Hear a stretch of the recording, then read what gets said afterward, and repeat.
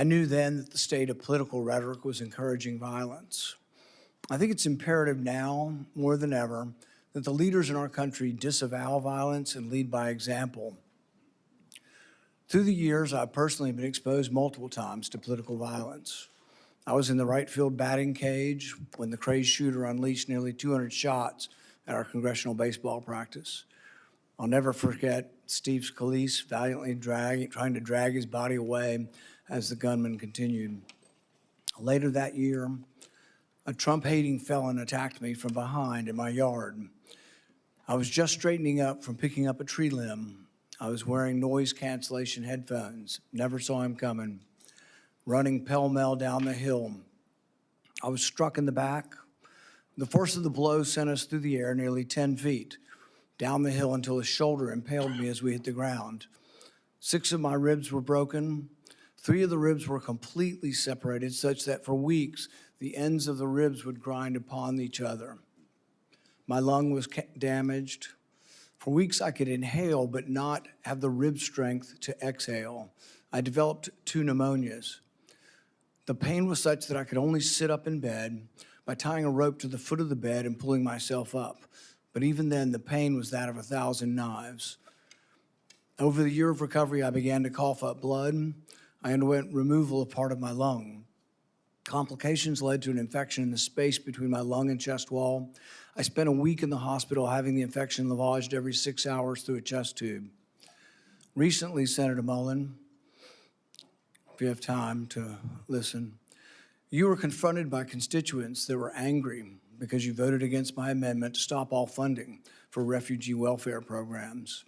Instead of explaining your vote to continue these welfare programs for refugees, you decided to transfer the blame. You told the media that I was a freaking snake and that you completely understood why I had been assaulted. I was shocked that you would justify and celebrate this violent assault that caused me so much pain and my family so much pain. I just wonder if someone who applauds violence against their political opponents is the right person to lead an agency that has struggled to accept limits to the proper use of force. You might argue you were mad and upset about being confronted by your constituents. But Senator Mullin, your constituents are justifiably upset with you. By now, most of America knows that the Somali welfare fraud in Minnesota stole over $9 billion. But instead of defending your vote, you took to continue the vote to continue these refugee welfare programs. You chose to lash out at me. You went on to brag that you'd already told me to my face that you completely understood and approved of the assault. Well, that's a lie. You got a chance today. You can either continue to lie or you can correct the record. You have never had the courage to look me in the eye and tell me that the assault was justified. So today you'll have your chance. Today I'll give you that chance to clear the record. Tell it to my face. If that's what you believe, tell it to me today. Tell the world why you believe I deserve to be assaulted from behind, have 6 ribs broken and a damaged lung. Tell me to my face why you think I deserved it. And while you're at it, explain to the American public why they should trust a man with anger issues to set the proper example for ICE and Border Patrol agents. Explain to the American public how a man who has no regrets about brawling in a Senate committee can set a proper example for over 250,000 men and women who work at the Department of Homeland Security. Senator Peters, you're recognized for your opening comment. Well, thank you, Chairman Paul. Thank you, Senator Mullin, for being here today. Congratulations on your nomination.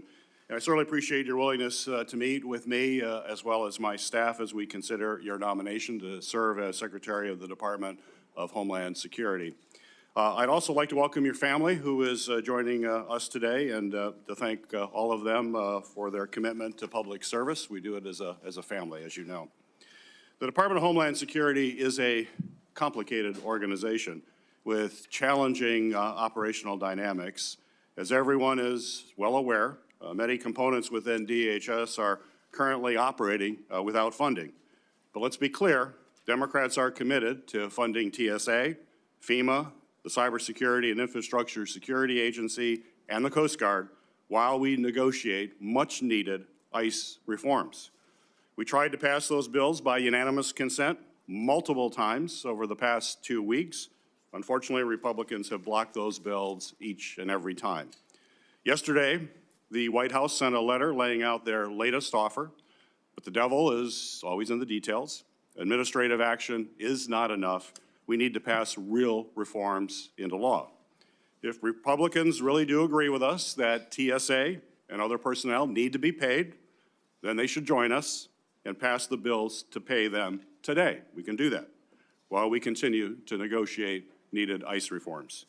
But let me be clear, these are very straightforward reforms that we're asking for.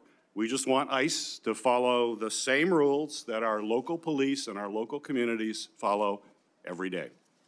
But DHS has faced management challenges since the start of the Trump administration, and over the past year, many of those challenges have unfortunately only increased. As soon as President Trump was sworn in, he made deep cuts to counterterrorism offices and programs, forced out or reassigned key personnel, and redirected the focus of limited remaining counterterrorism resources away from the serious threats that we face and towards targeting the president's perceived political enemies. The administration has also gutted our nation's main cybersecurity agency, once again forcing out or reassigning highly talented personnel, slashing budgets, and limiting the agency's work to help private companies address significant cyber attacks and protect Americans from criminal hackers and support secure elections. The administration has also taken an axe to FEMA, cutting staff and freezing or delaying critical grant funding for everything from emergency food and shelter after a disaster to flood mitigation programs and security grants to nonprofits, including houses of worship. All these cuts and reassignments have been made at the expense of vital missions, including the core terrorism prevention and response mission the department was created to address. In doing so, the Trump administration has broken trust between law enforcement and the communities they are intended to protect, a break that will have a generational impact on public safety and security. And now, after President Trump's reckless war of choice against Iran, the threats to our nation have never been higher. In my home state of Michigan, just last week, we saw both a major medical device manufacturer get hacked by an Iranian-backed group and a horrific violent attack on Temple Israel, a Metro Detroit area synagogue. President Trump's unilateral and unchecked executive actions have put Americans at risk, and we need a steady, qualified leader at the Department of Homeland Security to address these serious threats. How the Homeland Security Secretary responds to a crisis sends signals to everyone, from the department's own personnel to the American people and to the entire world. It's not the role of the Secretary to be a cable news commentator in the wake of a crisis. The Secretary's role is to lead the response and work to ensure the department that they are leading isn't actually the cause of the crisis. A Secretary who jumps to conclusions without the facts, as we saw in the case of Renee Good and Alex Preddy's killings, only worsens the situation and actually makes us less safe. This is a role where temperament matters, where judgment matters, and where experience matters. We have seen under Secretary Noem's leadership how shortcomings in these traits can compound the challenges that already come with leading a large and complex department. And now, more than ever, we need a DHS Secretary who is a steady hand, who will provide thoughtful leadership, follow the facts, tell the truth, and hold agency officials accountable when they need to be held accountable. We need a DHS Secretary who is committed to the rule of law and who will protect and cooperate with independent oversight, whether that's from the Inspector General or from members of Congress. And we need a DHS Secretary who is free from distractions and conflicts of interest that only undercut the department's work and also break trust with the American people. Senator Mullin, I appreciate you being here today to answer our questions about these concerns and your experience and qualifications for the job. And while I'm interested in hearing more about your vision for leading the department, I do have reservations about your readiness to take on such a significant role at such a critical time. I hope you will provide us with the substantive answers today and a candid recognition of where this administration has fallen short on safeguarding our homeland security as you seek to lead the department as our nation faces ongoing security threats and war with Iran. Senator Mullin is to be introduced today by Senator Lankford. Senator Lankford, you are recognized for your introduction of our witness. Paul, thank you. Markwayne, I'm proud that you're here. I get the honor of getting a chance to be able to recognize and introduce my friend, Markwayne Mullin, my fellow senator from the state of Oklahoma, and somebody that I've seen work incredibly hard to be ready for every single task you've ever taken on, and to be able to not only do it, but do it well. There are a lot of folks that think they know you. I actually get to know you, and have had the opportunity to be able to serve beside you for now over a decade, and have seen your tenacity and your work effort. Folks may not know that the first time we really got to know each other, ironically enough, was around a natural disaster, a FEMA event. It was Briarwood Elementary in 2013 when a tornado came right through the heart of Oklahoma. You had literally just been elected a few weeks before that and had just taken the oath of office. The Oklahoma delegation all gathered together at the very tragic event there at Briarwood Elementary. And while we were meeting with the principal and meeting with teachers and families and walking through the debris field that was that elementary school, we turned around to be able to look for Markwayne, and for a minute we couldn't find him because in one of the debris piles there was water shooting out of the middle of it, and his plumber instinct said, I gotta go find that and figure out how to solve that. And so while everyone else was shaking hands and meeting people, he was digging through the debris field to find a way to be able to shut off the water that was shooting through the middle of that destroyed elementary school. And I remember smiling and thinking, he's a guy that doesn't mind getting his hands dirty to actually go solve the problem. Where there's a problem he can solve, he's gonna do whatever it takes to actually solve it. Markwayne grew up in a very small town in far eastern Oklahoma, ironically named Westville, in the easternmost part of Oklahoma. Just 1,300 people call Westville home. He grew up in a family of modest means. I think that'd be safe to be able to say. The youngest of 7 children in a family that just didn't have much. His dad ran a very small plumbing company that then Markwayne took on and grew into being one of the largest plumbing companies in the entire state. He married his high school sweetheart, one of the smartest things he ever did, at just 20 years old. And he and Christy have developed a family that is a beautiful family of 3 children they had naturally and 3 children they chose that they adopted and took them in. It is a remarkable family and a remarkable success that you have actually led through a lot of hard work and a lot of love and tenacity. He is a person of faith that is not afraid to be able to talk about his faith in Jesus Christ, but he's also a person who has deep respect for all people. Markwayne has served in Congress for 14 years, 11 years in the House of Representatives, 3 here in the Senate. He's passed legislation that he will now be charged with actually implementing it in the order that was actually passed. He served on the Appropriations Committee here. He's served on Armed Services. He's served on the Help Committee here, and he's done an incredible job in the work that he's done with Indian Affairs. He is somebody who has the rare gift of bringing people together on both sides of the aisle. And the one thing I would say to every single person on this dais, regardless if you're a Republican or Democrat, if you want to sit down and talk about an issue, he's glad to be able to talk about it and to be able to work it out, and has very good relationships in the House and in the Senate. And he is not afraid to ask questions when he doesn't know the answer and to be able to research things. He and I have often talked about being up late, both of us, working on researching through an issue to try to be able to learn more about it, because the crazy thing about being in Congress is you don't know everything. You got to do the work, and Markwayne is not afraid to do the work. Over the past year and a few months, we've seen incredible progress on our southern border. Our southern border 18 months ago, I think we forget what it looked like. 12,000 people a day illegally crossing our border, just being waved in. No vetting, no background checks, 12,000 people a day. That is not happening anymore. Our numbers are down on the southwest border 96%. So you walk into an agency that has finally restored some order to our southern border, but there's a lot of work still to do with FEMA, with other areas of Homeland Security, and a very large agency with 250,000 people that are actually under your leadership there.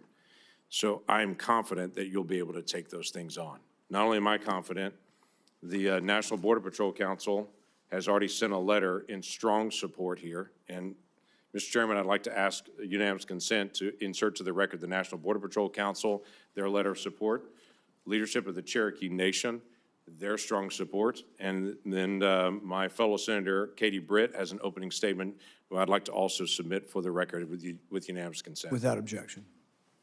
Thank you. This is a person that actually lives what we affectionately call in Oklahoma the Oklahoma Standard.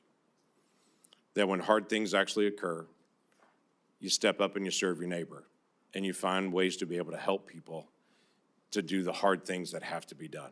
So Markwayne, I appreciate your leadership. I appreciate your willingness to be able to step up in a season where DHS needs a leader to be able to step into that role and to be able to help our nation in so many different complicated areas, especially at a time when right now we can't even get funding to DHS. We've got to be able to have good, solid leadership there. Thank you, Mr. Chairman. It's the practice of this committee to swear in witnesses. Will the nominee please stand and raise your right hand? Do you swear that the testimony you will give before this committee will be the truth, the whole truth, and nothing but the truth? So help you God. Senator Mullin, you are recognized for your opening statement. I think before I can start my opening statement, I have to address the remarks that the chairman made, calling me a liar.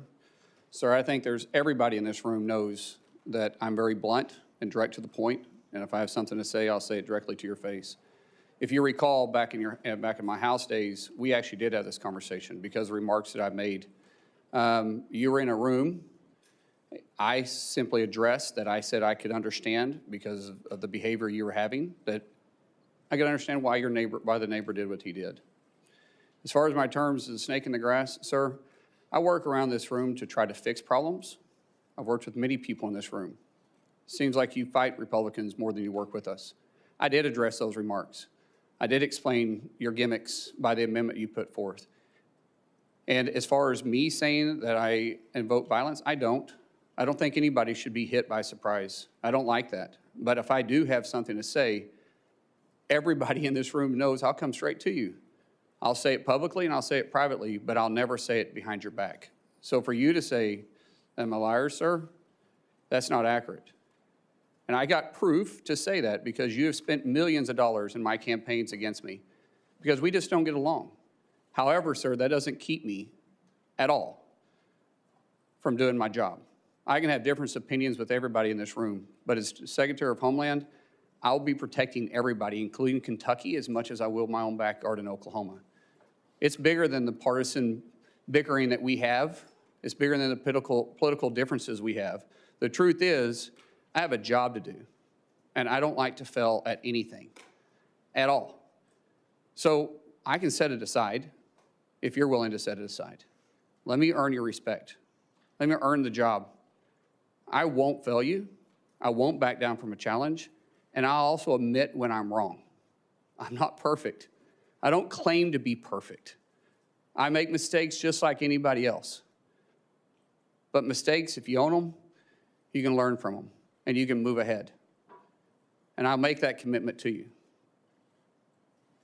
Ranking Member Peters, Chairman Paul, I do thank you for this opportunity. It is a humbling experience. A kid from Westville, Oklahoma, that grew up with a dad that worked hard. He set the work example for all of us. And all my families, and my siblings, we all work hard, and I'm proud of the family we have. But to say that a kid with a bad speech impediment would one day sit up here in front of you and be nominated to be the Secretary of Homeland, it was humbling enough to be selected by Oklahoma to be their U.S. representative when I didn't even know how to tie a tie. And 10 years later, to be able to be called a United States Senator and serve with all you guys. And I respect every one of you guys. I do. Regardless if I have an opinion about you or not, you were elected by your state, and I respect that. I may disagree with you, but I respect it because we all make decisions based on two things: the way we're raised, which never changes, and our life experiences, which constantly change. For me, to be able to have the love of my life behind me, somebody I literally fell in love with in 3rd grade.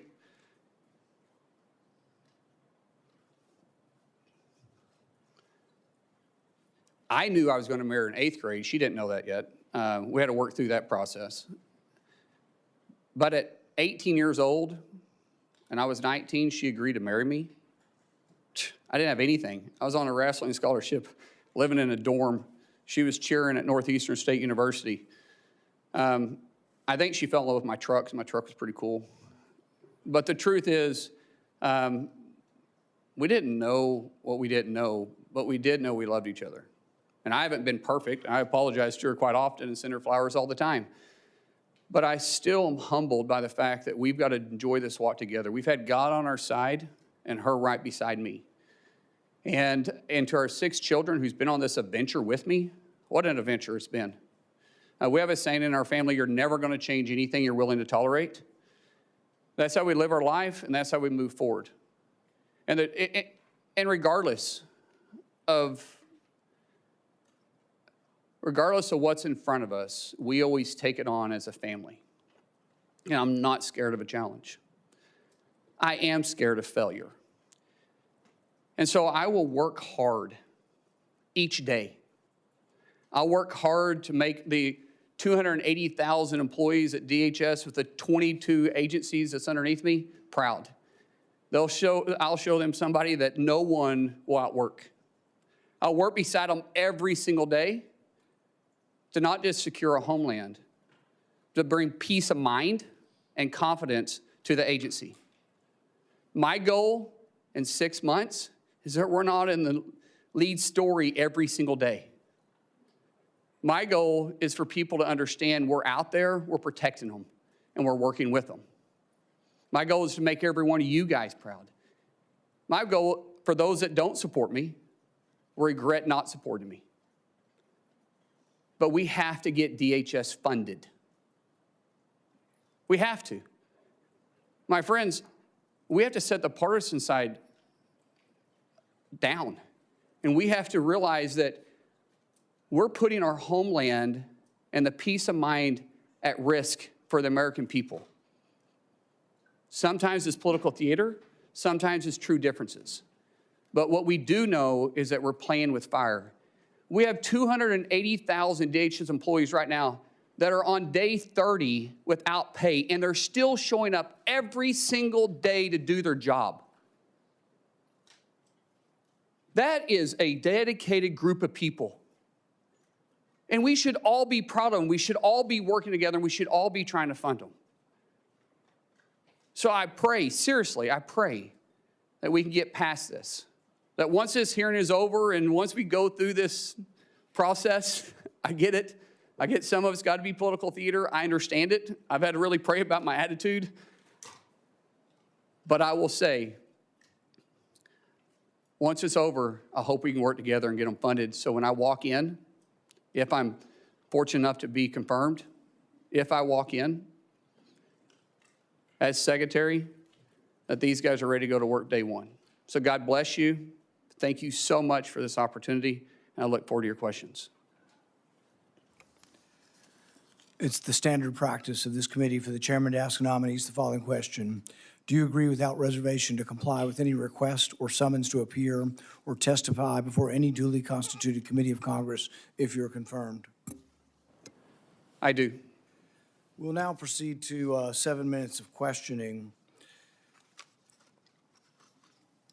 The record should show, and I think will show, a lack of contrition, no apology, and no regrets for your support. You completely understand the violence that was perpetrated on me. You're unrepentant. The only thing you quibble about is whether I met you somehow when you were in the house. I don't think we ever met when you were in the house. And this idea that the only thing you're upset about is not that you were for violence. What you're upset about is that I called you a liar because you said it to my face. So it's really more about this machismo that you have.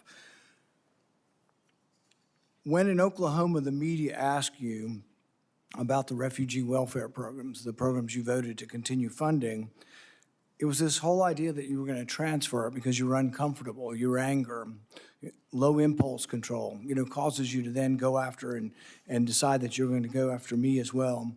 And so you say you completely understood that I was assaulted from behind, had 6 ribs broken and part of my lung removed, and that was just fine. That's something that you, I guess, approve of as far as resolution of political problems. When I talked to you privately on the phone, there was no apology. You just said, well, we can let our political difference, go by. And you said a few minutes ago, we can just set it aside. Well, political differences we can, but when you say that you agree with a felon, a Trump-hating felon who attacked me, somehow you think I'm just going to set that aside? Oh, it's no big deal. I lay in pain for 2 months, had 6 ribs broken, 3 of them separated, grinding upon bone for months, had part of my lung removed, and you think that's great and to be extolled. I mean, the sheer lack of any kind of self-awareness that you're going to be leading thousands of men and women who will have the use of force, and there's been great questions in our country about how that will be used, and you think a violent attack is just fine. So I guess my first question is, do you think that justifying that kind of violence sets a good example for the men and women of ICE and Border Patrol? Mr. Chairman, first of all, I didn't know the extent of your damage. When the phone call was made, I made it to you and I tried to talk to you. You didn't engage at all. In fact, you said, get your paperwork in. It's got to be 3 days in between. You offered no apology. Sir? And you offer no apology today and no regrets. Haven't heard the word apologize, haven't heard the word regret, haven't heard I misspoke and it was heated and I made a mistake. Haven't heard any of those words. Sir, actually, it wasn't heated, and I'm not apologizing for pointing out your character. Good. So you're jolly well fine, and you want the American public and the people up here to vote, that may or may not vote for you, to know that you supported the felonious, violent attack on me from behind. I did not say I supported it. I said I understood it. There's a difference. So that means you really didn't approve of it, just completely understand it. What do you think most people would interpret completely understand to be? Support for or a condemnation of the violence? Sir, as I said, we can have our differences. It's not going to keep me from doing my job as Secretary of Homeland Security. I'm going to secure Kentucky and take care of Kentucky as much as I am Oklahoma. If this were a one-off, it would be one thing. If you just disliked me so much that you approved of violence against me, people could just write it off. Well, maybe they hate each other. But really, there's a pattern of this. Let's go ahead and roll the tape.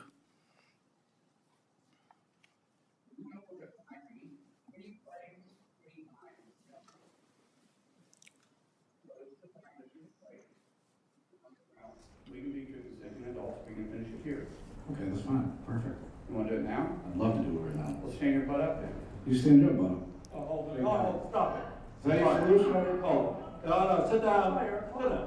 Sit down. You're a United States Senator. Sit down. Active. Okay, sit down, please. All right. Can I respond?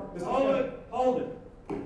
If he got up too, would you have gone at it right there in the hearing room? I would have probably jumped over the dais at that point. You have to be called out on it. If not, this guy continues to get away with this stuff. And it's just, it's silly, it's stupid, but every now and then you get punched in the face. Well, go back to the 1800s and 1700s. They used to have canes. And duels. And they used to have duels. Yeah. Right. And there's a way that men used to settle their differences. I ignored him 4 times to be part of that. And people say, yes, you're supposed to ignore it. Well, I'm not a very good Christian. I try to be a good Christian, and I know people say you're supposed to turn the other cheek. I prefer the David method. But we need to move from an almost. By the way, I'm not afraid of Biden. I will Biden. Fighting? Oh, I'm in a fight. I'm going to fight. I'll do anything. I'm not and I don't care where I fight. It's just In hindsight, any regrets? no, I really don't. So no regrets. In fact, even after your anger had cooled, you were still bragging that if he'd only been brave enough to stand up, you'd have jumped over the dais and taught him a lesson, because that's how men should settle their differences. Do you think fighting as a resolution for political differences is a good example for the men and women of ICE and Border Patrol? As you can notice over my shoulder here is my good friend Sean O'Brien. Both of us have had conversations. Both of us have shaken hands. And both of us agreed we could have done things different. Sean is someone that has become a close friend. We talk all the time. I've been on his podcast. We've talked through this. That's how you handle your differences. Not like this, Chairman. I'm glad you guys are friends now and that you've reconciled. But really, it doesn't get to the real point whether or not you think violence is the way we settle things. In the days after the fight, you said, and I quote, "Sometimes people just need to be punched in the face." Is that still your opinion, that political disputes can sometimes and often only be resolved by violence? No, I don't always agree with that. I don't believe in political violence. I've made that very clear. But sometimes people do perpetrated on me. need, theoretically speaking, sir, I get it. It's about character assassination for you. That's the way this game is played. I understand it. And you are making this about you, which is fine, but that doesn't keep me as Secretary of Homeland Security. It's character assassination when you were the one lauding the assault. Who do you think started that character assassination? I'm just repeating what you have done in character assassination. I'm repeating your support for the assault. So that's somehow something I started? No, sir. What I'm saying is you're adding a lot to it. In the days after the fight, you did many interviews in which you justified the violence as historically justified by precedents, such as caning and dueling. Is it today your opinion that the caning of Charles Sumner was not only justified, but argues still for resolving our political differences with violence? What I was simply pointing out is some of the rules that still apply to this body. For instance, dueling with 2 consenting adults is still there. I was pointing out what is It's still been illegal acceptable. for 170 years. There's no precedent for legal dueling. Even then, they fled the country. Do you realize that the man that beat Charles Sumner with a cane, he beat him till he was unconscious? You know why no senators intervened? Because his friend held a gun on the other senators, and he kept beating him until he crushed his skull. That's what you're insinuating as the president of the Senate, and that's what you live by. That is a very, very dangerous sentiment.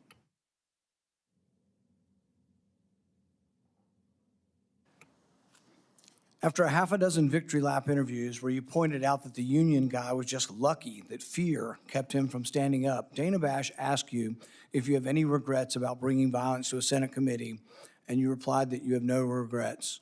Today you've said you have no regrets about being happy, being completely understanding why I was attacked from behind. You had no regrets about, instigating a brawl in a Senate committee hearing. Are those still your opinions? Mr. Chairman, you're going to have your opinion. I'm going to have mine.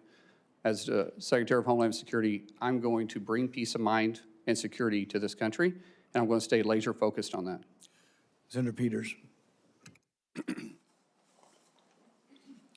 Senator Mullin, you have made several public statements suggesting that you were involved in special security forces or combat operations overseas. In 2023, you said in a Senate Republican Conference podcast, and I'll quote, "There's another side of my bio that I don't ever talk about, nor will I. I had to go do something overseas." On March 2nd of this year, you told Fox News interview, quote, "War is ugly. It smells bad. If anybody has ever been there and been able to smell the war that's happening around you and taste it and feel it in your nostrils and hear it, it's something you will never forget." On March 3rd, in a podcast interview, you stated, quote, "I did special assignments outside of DOD, now DOW. I never wore the uniform or the flag on my shoulder, but I might have been in the same area."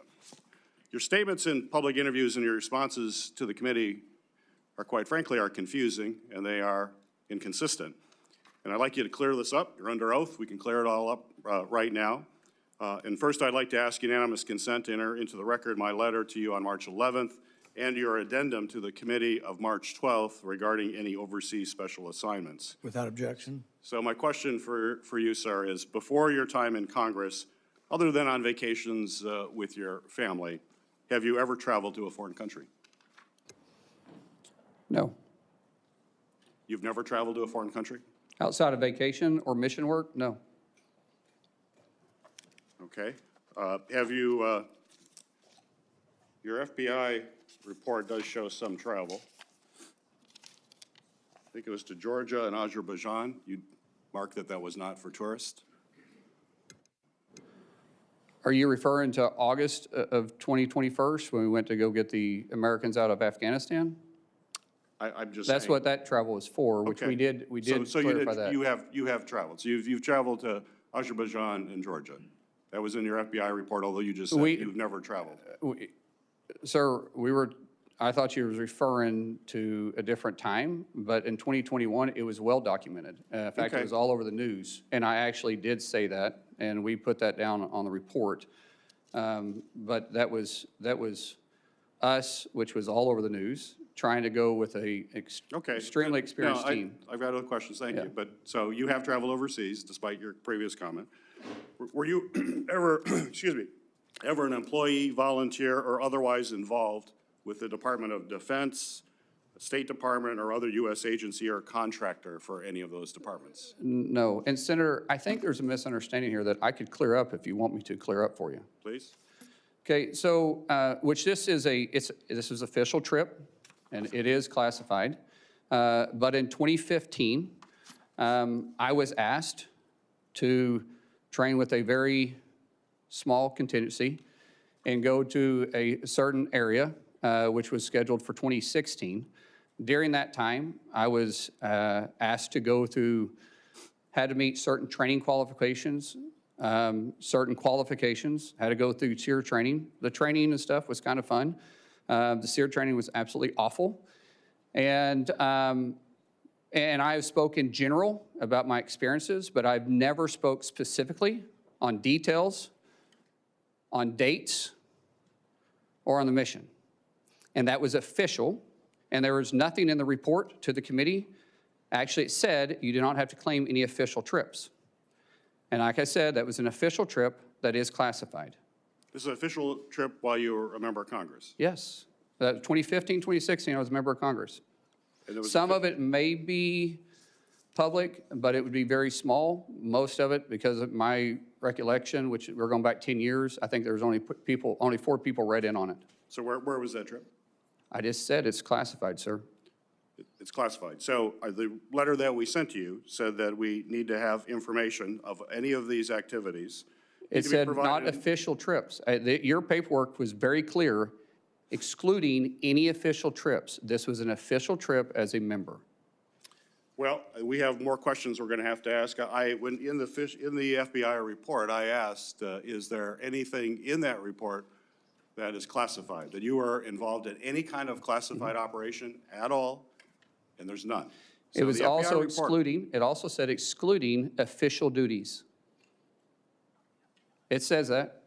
And you guys had the paperwork in front of you, and it always says excluding official duties.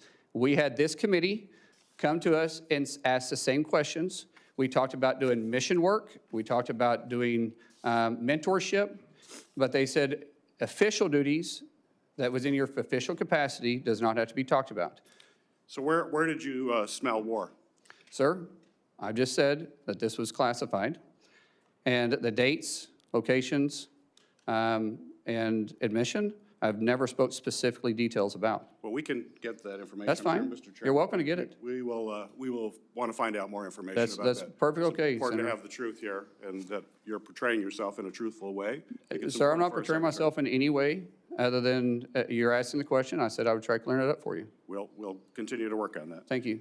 After DHS officers shot and killed 2 American citizens this past January, you joined top administrative officials in publicly blaming and disparaging the victims.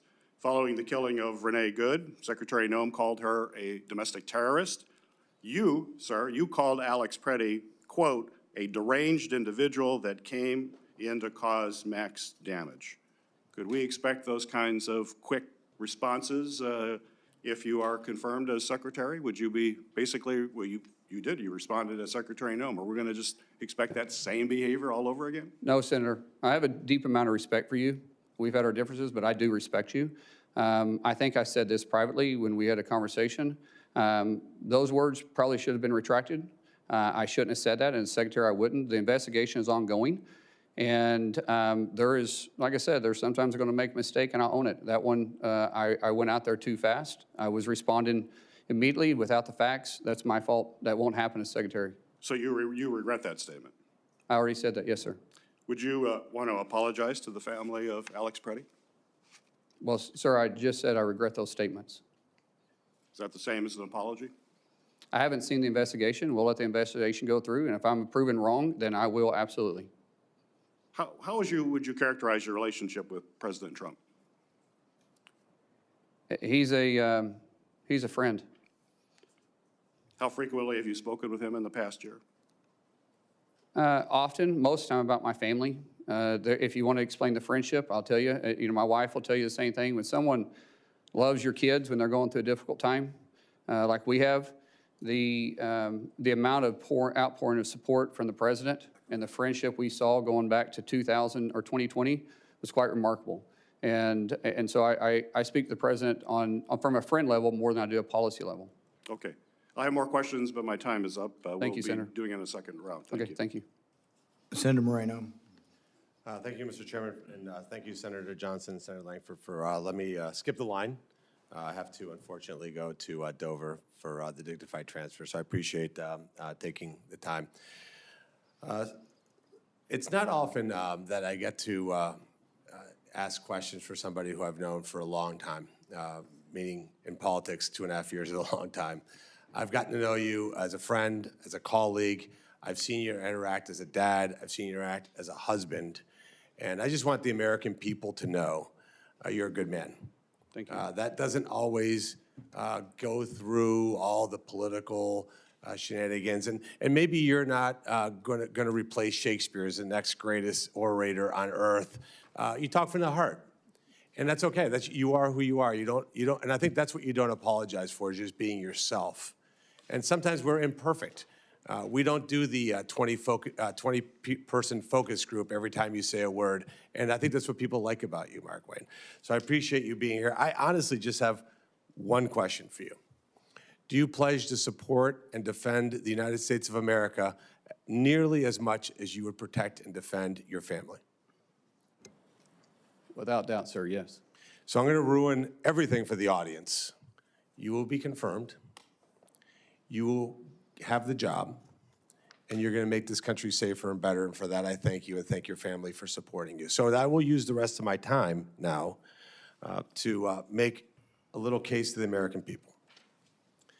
We have 260,000 families that have not received a paycheck in over a month.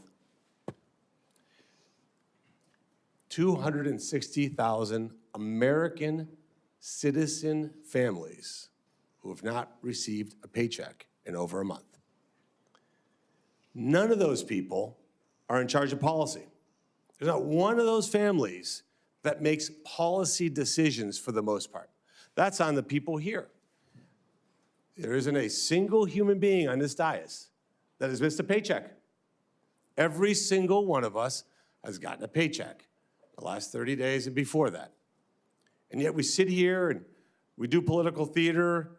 And I said to my colleague, Senator Britt, the other day, that in my 14 months here, I only felt ashamed of this chamber once, and that was last Thursday.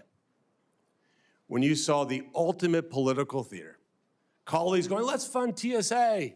How about the Coast Guard? Oh, that's a different person that's going to talk about that. How about FEMA? It's a different person that's going to talk about that. You can't have it both ways, by the way.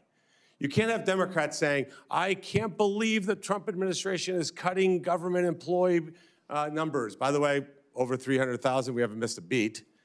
And yet at the same time, not pay people who are actually showing up for it. That seems decently incongruous. We can't say President Trump isn't defending the homeland. Well, he is absolutely doing that every single day. And yet we're allowing these agencies to not be funded.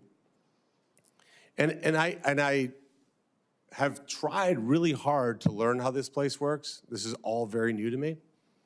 And I remember many, many Democrats saying to me, we have the constitutional duty to fund agencies through appropriations. And then we have a separate piece where we argue policy differences, but we should never marry both together. Because when you marry both together, you don't hurt us. You don't hurt the people here in DC. You hurt the men and women who are going to work every day to defend this country. And that's a disgrace. I actually don't know how you would sleep at night, knowing that you're hurting families like that. People can't make their rent payments, can't make their mortgage payments. Their cars are being repossessed. They're having to tell their kids they can't send them to dance recitals because they did everything right in life except got a job with the Department of Homeland Security so that a politician can make a 30-second video online and then use it to fundraise for the next election. That's disgusting. So let me just say this. What are we not talking about? You know, the ranking member said, oh, look, we said we'd fund. He's not paying attention right now, which is fine. We said we're going to fund FEMA. When if you guys are done talking, I'll continue if you like.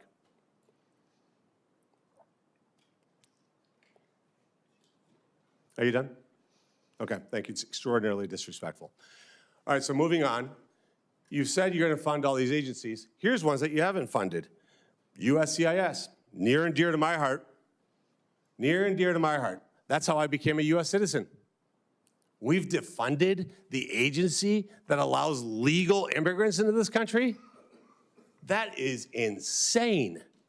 Never hear the Democrats talk about that. 3,300 employees just go to work every day trying to process legal immigrants. They don't need a paycheck. I'm going to skip the second one, go to the third one, biological and nuclear threat prevention. That seems important. That seems like an agency we should fund. 200 employees, not getting a paycheck. That's okay with the Democrats. The next one, 60,000 employees for U.S. Customs and Border Patrol. People who are inspecting packages, they work with your Teamsters, work with Customs. They're not getting paid. How do you look at those people in the face and know that you're doing that? Now let's talk about Immigration Customs Enforcement. 7,000 special agents that are stopping transnational criminal organizations, drug smugglers, and human traffickers. Are you, in the Democrat side, asking not to fund that? Because ultimately, what this is about is defunding ICE and law enforcement. Are you suggesting that we not fund an organization that attacks transnational organizations? Be specific. Be specific when you say you don't want to fund ICE. I want you to say the words, we do not want to fund 7,000 special agents that are in charge of stopping transnational criminal organizations, drug smugglers, and human traffickers. This job isn't complicated.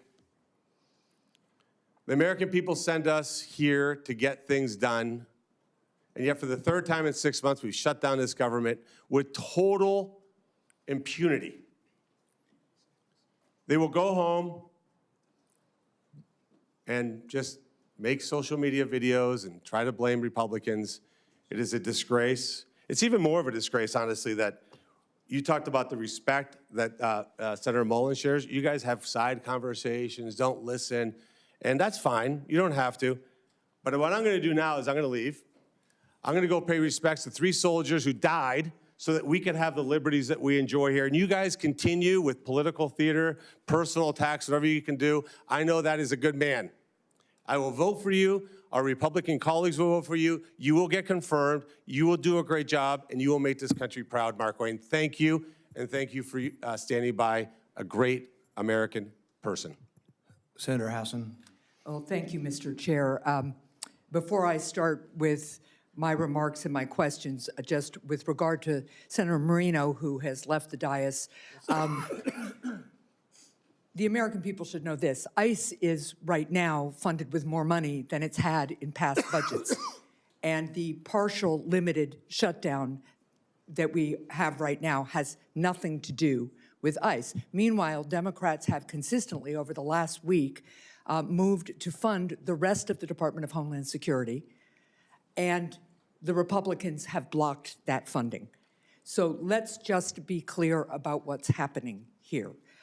Now, I want to congratulate Senator Mullin and Christie for the nomination. I know your family is very proud, and I know how much you love them. I also want to thank Chairman Paul for speaking so openly about a really difficult thing, which is the actual physical impact of violence, and in this case, political violence. It is a hard thing to do, but it is a really important thing to do at this time in our country's history. So thank you, Chairman. The Department of Homeland Security was created in the wake of the September 11th terrorist attacks with a clear mission: to keep our country safe, secure, and free. The department's work includes counterterrorism operations, disaster recovery, physical and cyber protection of critical infrastructure, and immigration enforcement. The stakes for the success of the Department of Homeland Security could not be higher.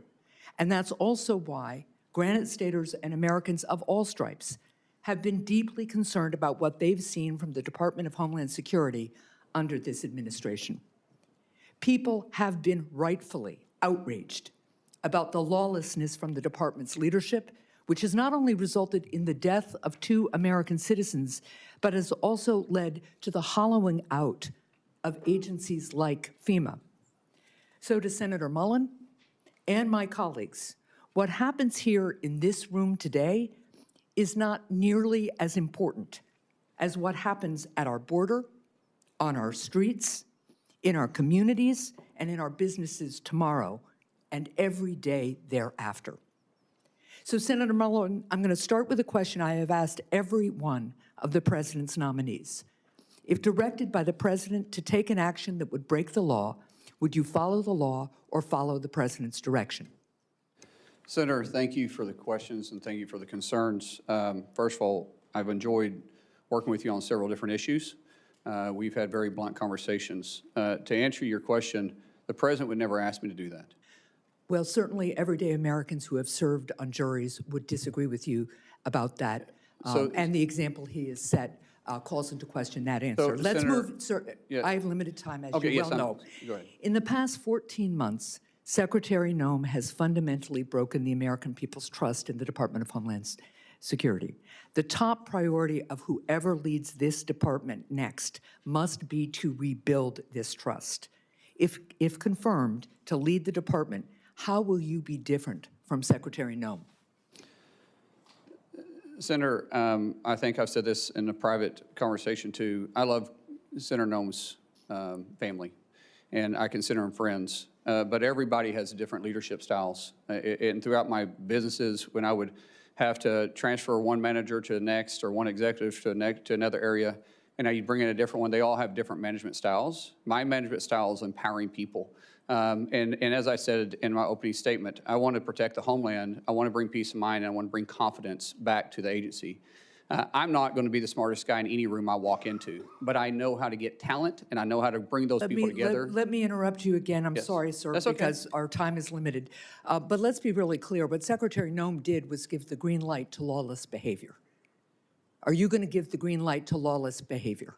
I will operate within the parameters and the policies and the laws that you guys set for me. And the I Constitution don't of get the it- United States. Of course, the Constitution of the The Fourth United Amendment, States. among other things. Of course, the Constitution of the United States. I'll swear to uphold that when I get sworn in. But be very clear, I don't get to choose the laws that I enforce. You guys pass the laws. I enforce those laws. Right. And the reason why we haven't had... shooting a protester who was exercising his First Amendment speech and carrying a lawfully licensed gun is not a lawful behavior. Now, let's move on to another issue. Granite Staters pushed back hard against ICE's plan to build a detention center in Merrimack, New Hampshire. And despite poor communication from the department, eventually Secretary Noem canceled the plans for this facility. Senator, will you ensure that the Merrimack plan remains off the table, or will you consider restarting it? Ma'am, I haven't seen the facts behind it. As I stated when we spoke in your office, I will work with you on this. We want to be good partners in your state and in your community. I don't know the strategic purpose of it. I don't know what has happened, so it's hard for me to state something that I haven't got briefed on. But I have made this very clear to you in private and here too. I will work with the community leaders and make sure that we're delivering for the American people what the president set out. I appreciate that. In follow-up conversations with my office, ICE refused to comment on opening new facilities elsewhere in New Hampshire. They've said they won't do it in Merrimack, New Hampshire. But will you commit to me that ICE will not open any new facilities in New Hampshire or elsewhere in the country without the support of the local community? Ma'am, I will work with the local community and I'll work with you in your office. I I won't be able to speak to that until I understand the risk and the reason behind delivering the mission that's set in front of us. We got to protect the homeland, and we're going to do that. But obviously, we want to work with community leaders. We want to be good partners, and we're going to work in your state as hard to make sure we build relationships and work in that manner. Well, look, I will be here for a second round of questions because I have a lot more, but let me just point this out. Americans want to secure their country. I agree. We all love this country. We all know we need to be safe, secure, and we all want to be free together. The people of New Hampshire will take into consideration a request by ICE and the federal government to do its part, but transparency and local control and respect of local people throughout New Hampshire and throughout the country is an essential piece of our democracy. And what I've been hearing from ICE and from other DHS folks is, well, the pushback's too hard. You either can make the case for these facilities and explain how you're going to support the local community and deal with the fact that they'll lose property tax dollars, for instance, or if you can't make the case, it shouldn't be built. So I really would encourage the department and all of us to remember that this is a government of by and for the people, and if you can't make the case to the people, you shouldn't be doing it. Thank you.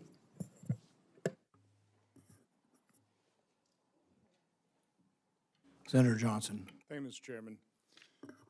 So Markwayne, I'm going to use my time completely different than how I was going to when I walked into this hearing.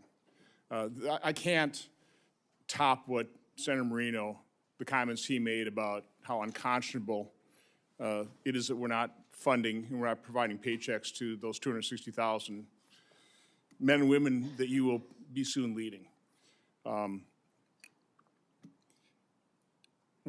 Other than working with no labels, we don't serve on the same committees, have never gone on Codell together, and that's oftentimes how you get to know our colleagues.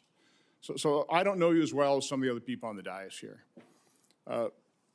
Certainly within conference, we've seen each other interact. We share a couple things in common. I think we're both pretty passionate about our love for this country, about trying to fix the enormous messes left behind by President Biden, Democrats. We wear emotions on our sleeves. But I will say that I've been here 15 years. I've been through a lot of confirmation hearings. I've listened to a lot of nominees. I've heard a lot of introductions. If one of your first decisions as a nominee was to pick the person to introduce you, you couldn't have done a better job. I mean, the introduction from Senator Lankford was probably one of the most genuine and heartfelt I've ever heard. And I will say your opening statement was probably one of the more genuine and heartfelt testimonies I've ever heard, if not the most. I'm looking behind you at the people who have come here to support you, your former colleagues in the House, Chairman Smith, a former Speaker of the House, Senator Britt. But I see Josh Gottheimer there. He's not a Republican member of the House. He's a Democrat. I've seen you interact with him trying to get some permitting reform. Please, briefly, because I want you to tell another story here yet, but just talk a little bit about your relationship with Josh and other members of the House. Josh and I, we may not always agree on every issue, but he's a friend. And our relationship started back in 2017 when he thought I was a staff member running a workout group, because I've been running a bipartisan workout group that started actually with Speaker Kevin McCarthy and Jason Smith 13 years ago. And I still do that to this day. When he came in 17, Joe Kennedy, who is also a friend of mine, he approached me when I was on the House floor and asked me, why is a trainer in the gym on the House voting? And to which Joe Kennedy laughed and said, he's a member from Oklahoma. And after that, we became friends. In fact, our daughters are writing a book together about bipartisanship. But when Josh asked me to join a bipartisan group called No Labels, that's when we really started seeing that there's a lot of common ground that we can work together. Yeah, as I said in my opening statement, that we all make decisions based on how we're raised and our life experiences. And Josh and I was raised different, just like everybody on this dais is raised different than me, and we've had different life experiences. But we all believe in that flag right there behind you. And what I say is, as long as you love that flag as much as I do, and you're willing to die for that flag like I am, we can work together. We can set the differences aside, and we can work together. And Josh represents that too. Just for him being here, you guys know, he's got a primary in New Jersey. He's not a senator, has 6 years. He's up every 2 years, and he's here. That's a friend that says, hey, my political differences are beside, I still like you. I cannot tell you how many members on the Democrat Party, which I love and respect, and I understand the politics, have came up to me since this nomination and say, hey, I love you, but I'm running for this office, but I'm running for this office, but I'm up for re-election. I'd be killed in my state. In most cases, I would support you, but. And it drives me crazy, but when you see a real friend like that, run through fire for the guy. So again, this is a nomination hearing, and from my standpoint, when you're trying to select somebody to run an operation, you want somebody with integrity. Somebody with that passion toward the mission, keeping this nation safe, having this love for this country. It's also, I think, incredibly important that when you're serving the administration, you have a good relationship with the president. It doesn't work so well. I know you've got a good relationship with the president, and you told me a story, and I want you to repeat that story of your son who was grievously injured and a visit that the President of the United States made to that hospital. I want you to tell the story because I think it's important that people understand why you are loyal to President Trump. I'd like them to hear a different side of President Trump as well. Yeah. But I think also that'll serve you well as his Secretary of Homeland Security. But just tell that story. Ron, I'm going to try getting through it without crying then.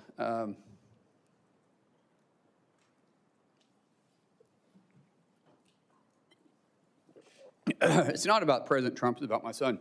So my son was a really world-class athlete, and January 17th of 2020, which mind you was an election year, he had a really serious brain injury. Woke up 26 hours later and he's a different kid. We almost lost him. For 26 hours, he had an extremely low pulse. There was a time they thought that they lost his pulse altogether. And when he woke up, he was just different. I mean, here you had a world-class athlete that wrestled all over the world since he was 12 years old, and he couldn't touch his nose. He couldn't walk without shuffling his feet. He had short-term memory loss. He couldn't control his muscles. Couldn't add 5 plus 3. He was in high school at that time. Had to learn how to read, walk, everything.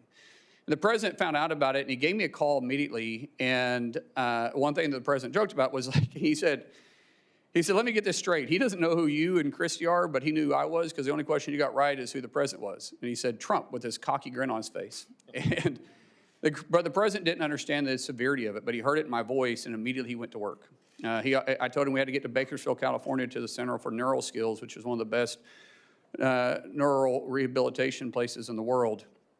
And the president offered to send his plane, his personal plane, just the president of the United States. And I said, sir, we can't fly, we got to drive. We get there, and he called almost every day for 2 weeks checking on Jim. And then he says, I'm going to come see him.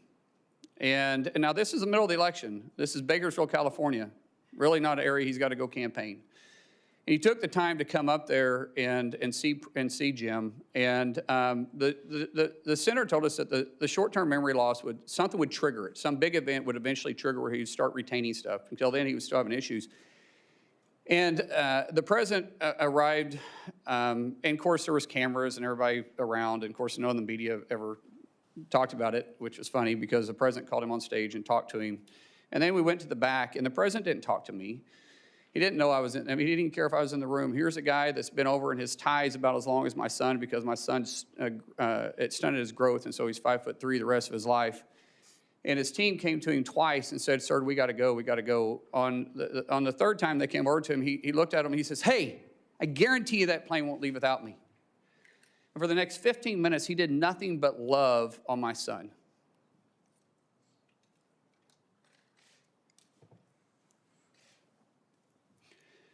That one incident jogged his memory. And from then on, he started retaining things. And Jim's attitude went from from this, you know, we're going to get through it to this, I'm going to get through it. And every week, if not most days, the president would call and ask how he could help. Ask how's his buddy doing? How's Jim doing? He didn't do it for publicity. He didn't do it for any show. He was running in one of the toughest elections he had been in, and the guy was still that concerned about my son. When we got released for a little bit, we had to go back. When we got released a little bit, the president said, come to Mar-a-Lago and see me. We go down there, and it's amazing. And when we're leaving, dang it, I hate getting emotional. See, if I talk about my kids, I get emotional. Other than that, you can't make me cry. But my kids do make me emotional. That's actually a good thing. Yeah. So anyways, he grabbed my son and he said, do you know why I love your dad? Do you know why I love your dad? Chrissy tells the story better than I do. And he goes, no, sir. He goes, because he loves you. Because of you. Because of you. Man, he didn't do it for any other reason. I mean, here's the President of the United States, and he did it just because he cared. And so when you want to say why he's a friend, yeah, we were acquaintances before that. We've been friends ever since. The American people need to hear that. Thank you. Thank you. Senator Blumenthal. Thanks, Mr. Chairman. Welcome, Senator Mullin. Thank you for being here today, and thank you to your family for your service and theirs. I hope that you will be as emotional about the children who are presently detained at Dilley and other camps in the United States of America, where they have been subjected to conditions that would outrage and have angered many Americans. We're here because of a lawless and reckless agency that has broken into homes without judicial approval, shot United States citizens, detained them without any cause, and sometimes killed them. And I am looking for real substantive reform in that agency, as you and I have discussed when you came to talk to me. A break with the past, with former Secretary Noem and with the White House, Steve Miller and others who have used Kristi Noem in effect as a puppet to implement lawless policy. I welcome that you have stated you regret your statement after the killing of Alex Preddy. You said on Fox News, quote, unfortunately, an individual, a deranged individual that came to cause max damage with a loaded pistol with an extra mag that was completely loaded and shot and killed. And you regret that statement, do you not? I've already said that, sir, yes. And what about what you said about Renee Good after she was shot and killed? You appeared on CNN and you were asked whether you believed the shooting was justified, and you replied, quote, absolutely. Do you regret that statement as well? Senator, It's very clear that an officer had to make a split decision in that case as a car was running towards him and did strike him. At that point, that car becomes a lethal weapon. And an officer that there was another officer obviously giving her verbal commands. So are you saying, and I apologize for interrupting you, but yes, you're saying you do not regret that statement? I'm saying that the investigation is going on, but what we've seen— There is no investigation, Senator. In fact, that was my next question to you. Senator, don't you think there should be an investigation? My understanding is that there is. I will find out if I'm able to get confirmed. But those are two different incidences. The Department of Homeland Security and the Trump administration has blocked state and local investigation of the killing of Renee Good. And I hope that you will permit that investigation to go forward. Senator, state and local investigation doesn't investigate federal. FBI does that through DOJ.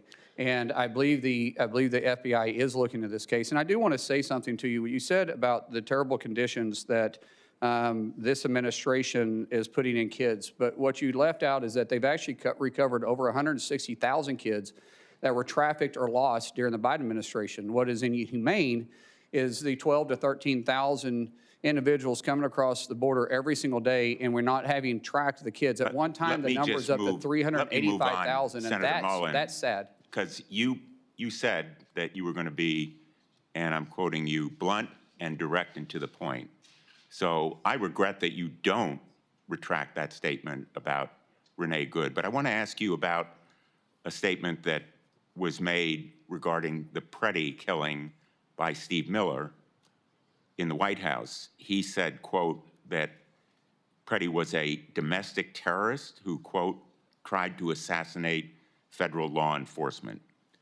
Don't you think it was irresponsible and reckless for Stephen Miller to post that claim on X without any evidence, just as you have retracted your statement? Senator, I believe that question is better asked to Stephen Miller, not myself. I can't speak for him. Well, Stephen Miller also said, again on Fox News, quote, under President Trump's leadership, we are looking to set a goal of a minimum of 3,000 arrests for ICE every day. If you're confirmed, are you going to be directing ICE to arrest 3,000 people a day? Sir, once again, can't speak for for Stephen Miller, but I can say the President has tapped me to be the Secretary of Homeland, and I will lead that department, and I'll lead it. So will you continue that arrest quota of 3,000 people a day? No quota has been set for me, sir. Well, in effect, it's a quota if the White House directs the DHS secretary The to President of the arrest United 3,000 States sets people a the day. policies, and I'll be working with the President. If you have a question for Stephen Miller, please Well, I ask really him. regret that you are going to stick to those same policies and practices and condone the statements of the White House that are so demeaning to someone who was a victim of lawlessness and recklessness by an ICE officer. Senator, I didn't say that. Well, let me ask you You're putting words in my then mouth. a different question. ICE has been breaking into people's homes without any judicial warrant. The sanctity of our homes is absolutely critical. I think you'd agree with that point. And it is the law that a judicial warrant is required to forcibly enter someone's home. Kristi Noem acknowledged in her testimony in response to my questions that at least 28 break-ins have occurred. My ranking member leadership on the subcommittee for permanent investigation has produced a report that shows probably many more such break-ins have occurred. The result of a memo last May from the acting director, Todd Lyons, and it's behind me now, that instructed ICE agents to break into homes. I understand that during your staff interview last week, you said that there would be no more such break-ins to people's homes without a judicial warrant. If confirmed, will you commit to me and the chair and ranking member of this committee and the American people that ICE will no longer instruct agents to break into people's homes without a judicial warrant? Sir, you're using the word break into people's houses very loosely. However, I have made it very clear to the staff, and I think when you and I spoke, that a judicial warrants will be used to go into houses, into place of businesses, unless we're pursuing someone that enters in that place.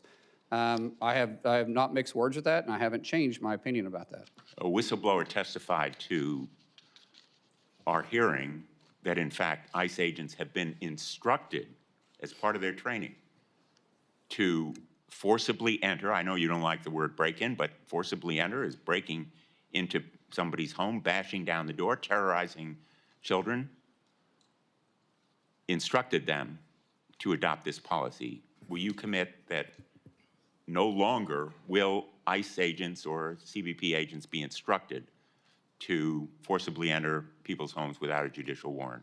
Sir, I've already answered this question for you. I said we will not enter a home or a place of business without a judicial warrant unless we're pursuing the individual that runs into a place of business or a resident or a house.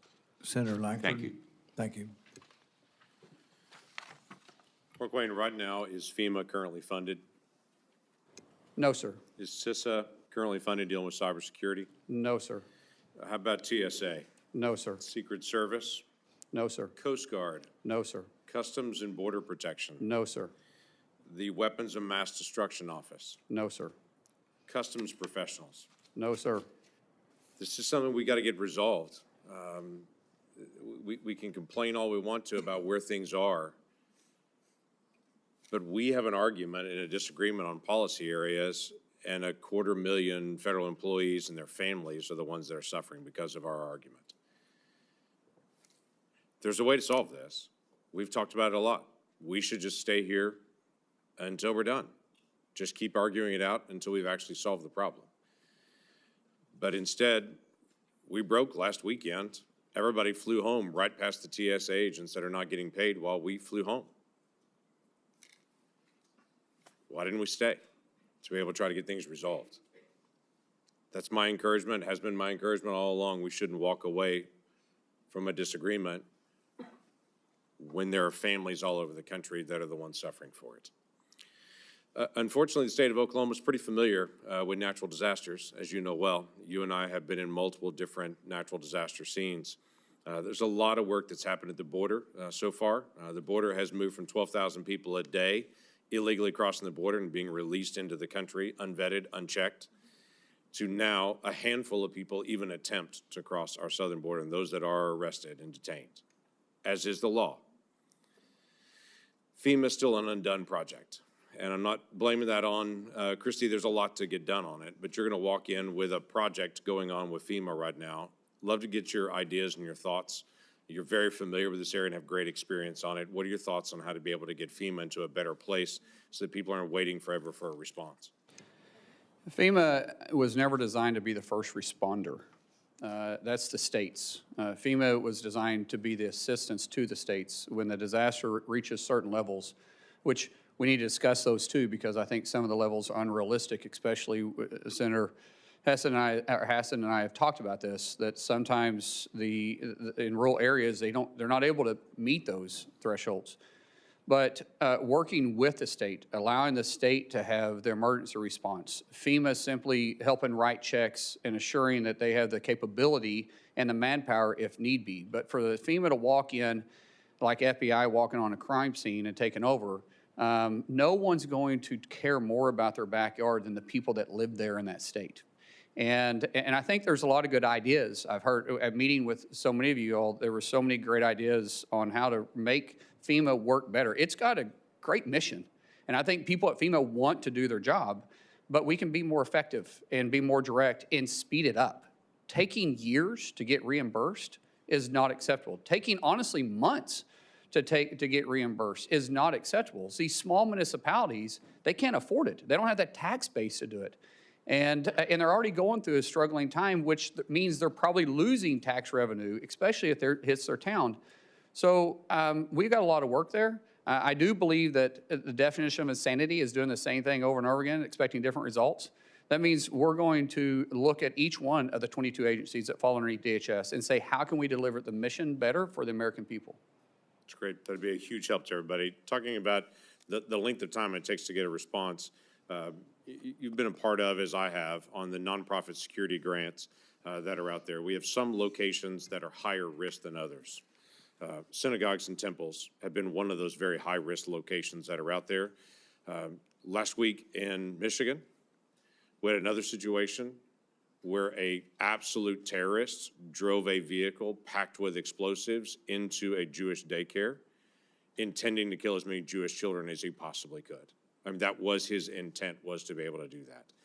That location happened to be one of the locations where there's also been this nonprofit security grant to help harden that facility.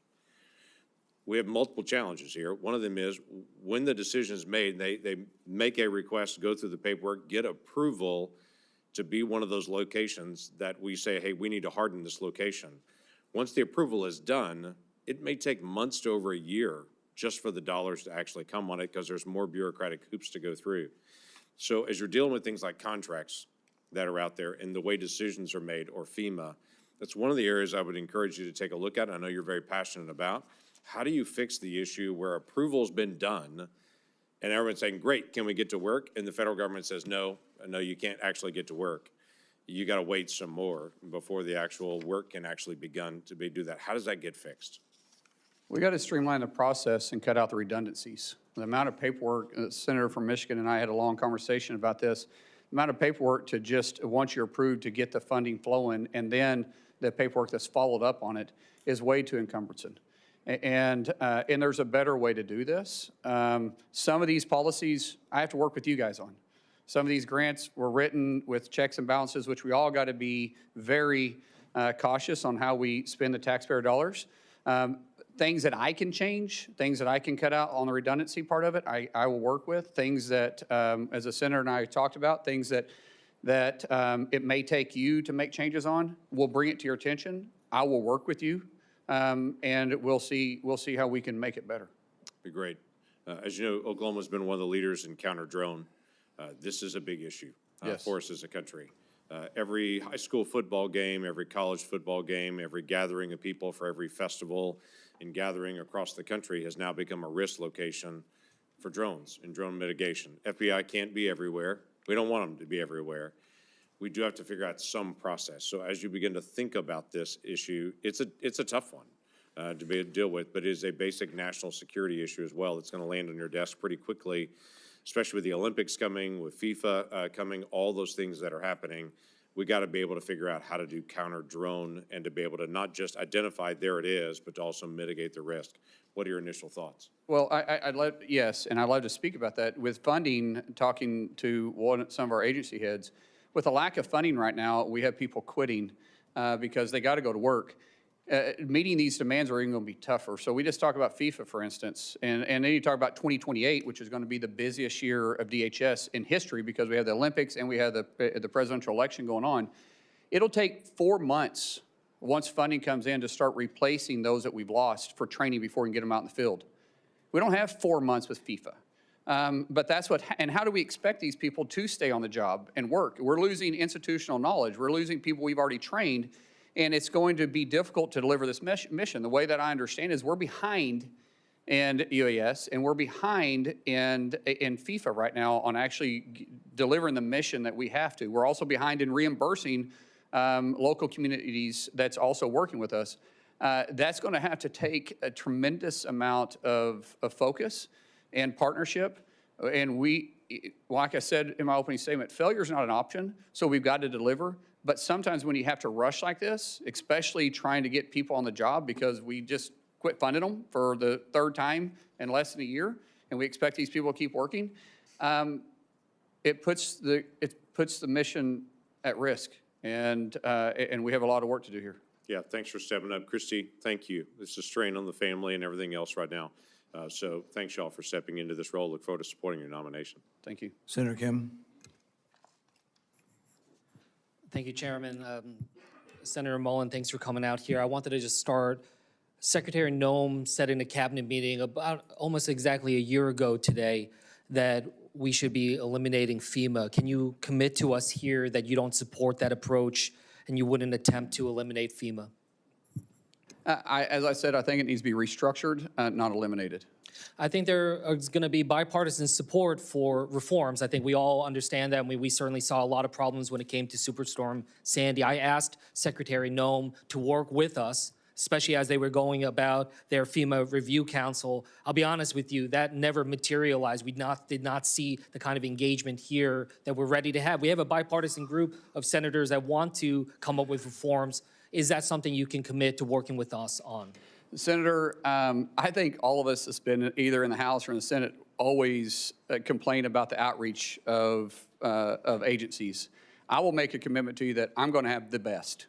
It's going to take a couple months to stand it up, but we're going to have a ledge affairs shop that you're going to know who the person is. We're going to work with you, but most importantly, I think everybody on this dais has my personal cell phone. That cell phone isn't going to change.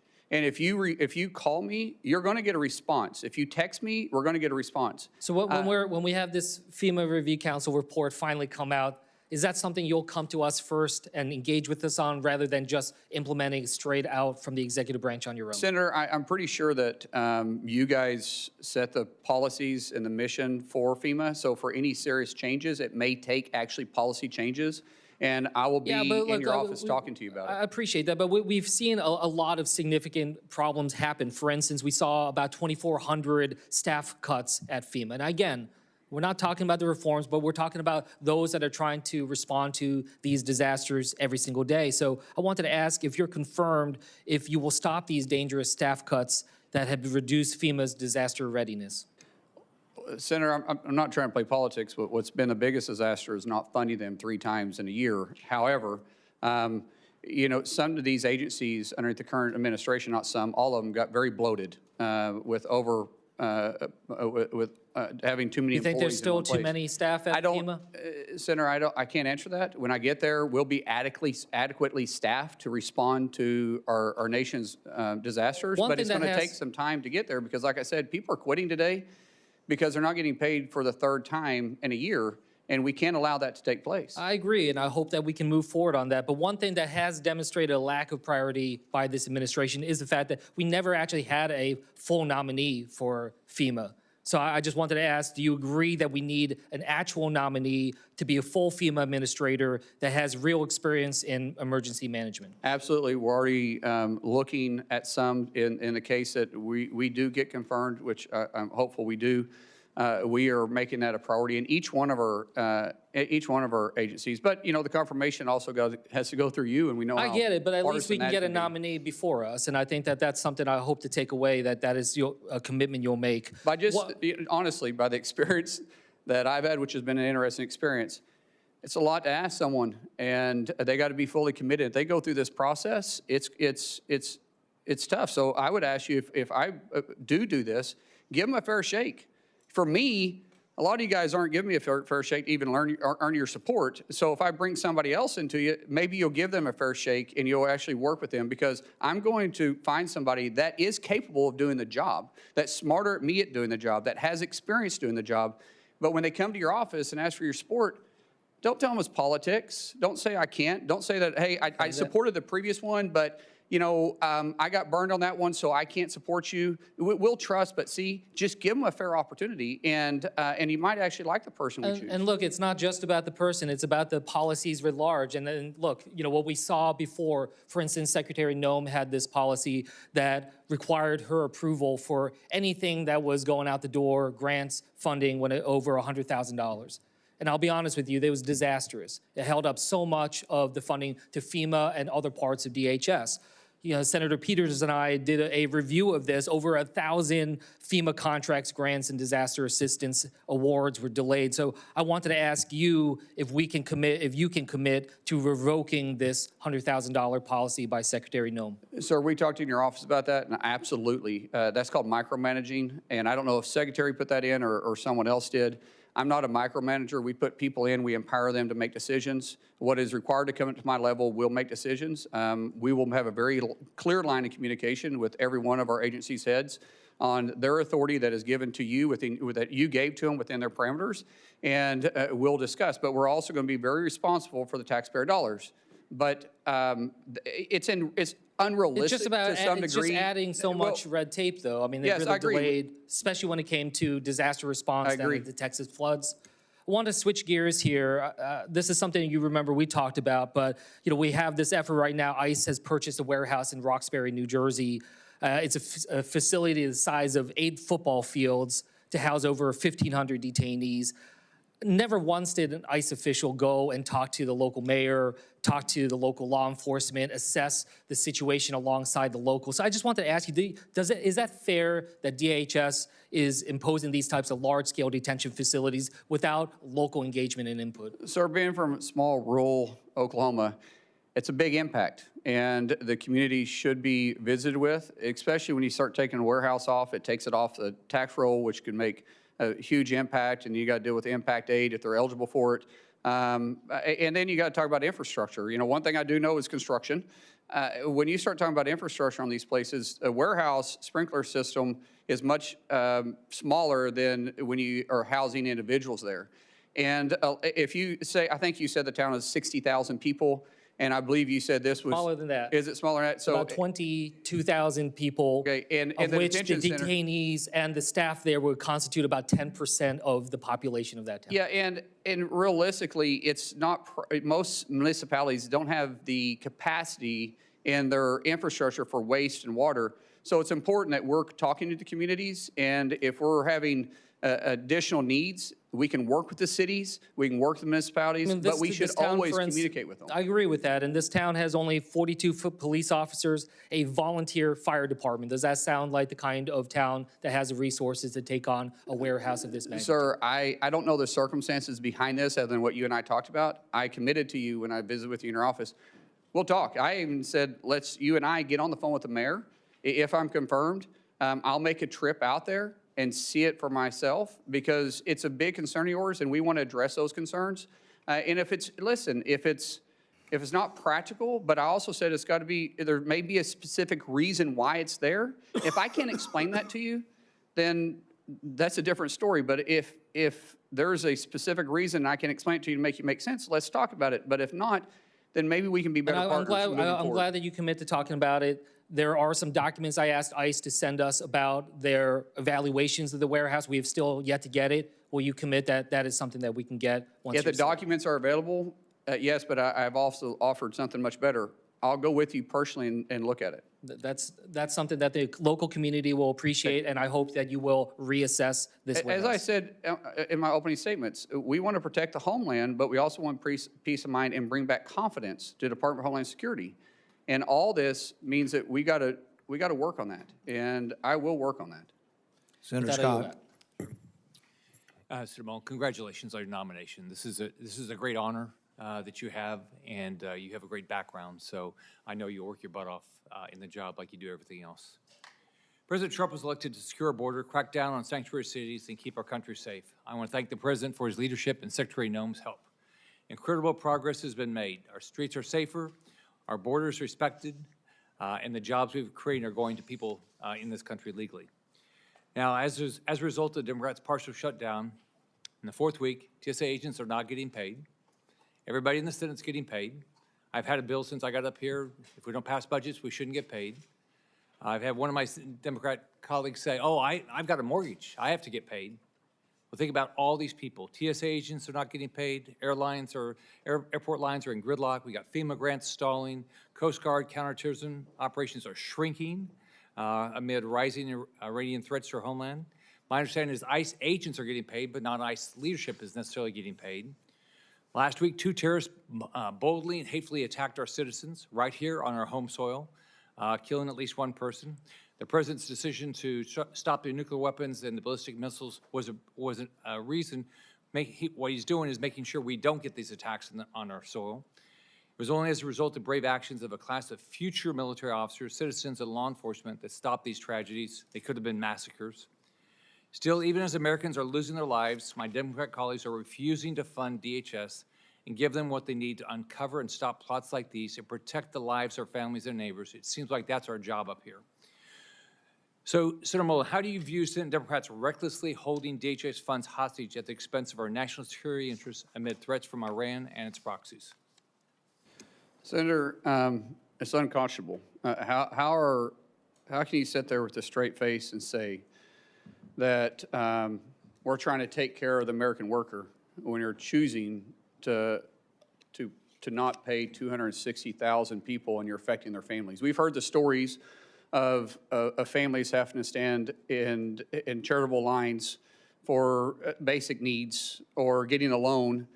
And like I said, this isn't the first time. We're a month into this. They just came out of a 43-day shutdown that they were probably just recovering from. And yet we're still going to sit there with a straight face and say it's not about politics? So in sanctuary cities, local authorities can decline ICE detainers, which means that criminals are released back into the community rather than transferred safely into ICE custody. First off, I can't imagine anybody elected that wants criminals back in their community, but that's happening. This creates opportunities for illegal fugitives to relocate or reoffend, like in the tragic murder of Kate Stanley. It also forces DHS officers to go into neighborhoods to root out violent criminals, which is way more dangerous for everybody. Not only does this cost the taxpayer more, but also increases the risk for everybody involved, including bystanders, DHS officers, and potential future victims. We're seeing this play out right now just a few miles away, where local officials in Fairfax, Virginia are refusing to turn over an illegal immigrant who was arrested for groping 12 underage students. And the local elected want to put that person back out in the community. That's not even here legally. Instead of turning him over to ICE, Fairfax County prosecutors are trying to get him released. This is just one example of how sanctuary city policies choose to put illegal aliens over American citizens. How do you plan to deal with sanctuary cities like Los Angeles and Chicago to remove criminal illegal aliens? Sir, it's been a difficult conversation that's been had with these sanctuary cities. As I said going on, we don't get to choose which laws we enforce. As elected officials, you shouldn't choose which laws you enforce. We're not asking them to go out there and enforce immigration. We're just saying, be good partners with us. If we've got to serve judicial warrants, let us go serve the judicial warrants. If you pull over somebody that's wanted, that's in the country illegally, and it's a municipality, we're saying just hold them. At least let us do a background check on them and see who they are. And working with the municipalities are going to be vitally important, but also you've got to take a look at if they're not willing to enforce federal law and work with us, then where's the taxpayer dollars going to? And ideally, I would like to go in there and talk to the mayors. I'd like to go in there and talk to the sheriffs, talk to the police chiefs. Say, what is your concerns? How can we get past this? Because the president has made it very clear. He wants to protect the streets for every American. He wants to restore law and order to every city. I don't think that should be controversial. But some people have for political purposes, or maybe they didn't like the tactics. Either way, I find it really hard to believe that law enforcement in those communities don't want to do their job. So maybe we sit down and we just work it out. It's like I tell my wife all the time. Sometimes when she gets mad at me, and I'm right, she's wrong, by the way, but sometimes when she gets mad at me, I have to apologize because I simply say, that was a joke, by the way, for everybody that's married. But I have to apologize, and sometimes I tell her, I said, honey, it's a misunderstanding. We still love each other. We still want the best for our family. And these law enforcement, and I would even say these mayors, they still love their community. They still love their cities. They still love this country. So maybe it's a misunderstanding we can work by. And I'm going to start with that. That's what I'm going to start with. If we have to do something different, then we will, but that's where I'm going to start at. It's a misunderstanding, but we're going to enforce the nation laws and make sure we protect everybody in their city and hopefully work with them and never work against them. Senator Mullin, as Secretary of Homeland Security, do you have any ability to ban funding to sanctuary cities that ignore the federal laws meant to make citizens' lives safer, but then turn around and ask for federal money for added protection? Sir, that would be a last option, but at the end of the day, taxpayer dollars have to be used for the right purposes. And if people are refusing to enforce the nation's laws, then I think it's really hard to justify why we're sending them taxpayer dollars that are coming out of Oklahoma or coming out of Florida or coming out of Kansas or Arkansas when they're making that decision. But I will say that is not going to be my first or second or even third approach, but that would be my last resort. Right. Congratulations on your nomination. Good luck. Thank you. Senator Fetterman. Thank you, Mr. Chairman. So, hello, Senator Mullin.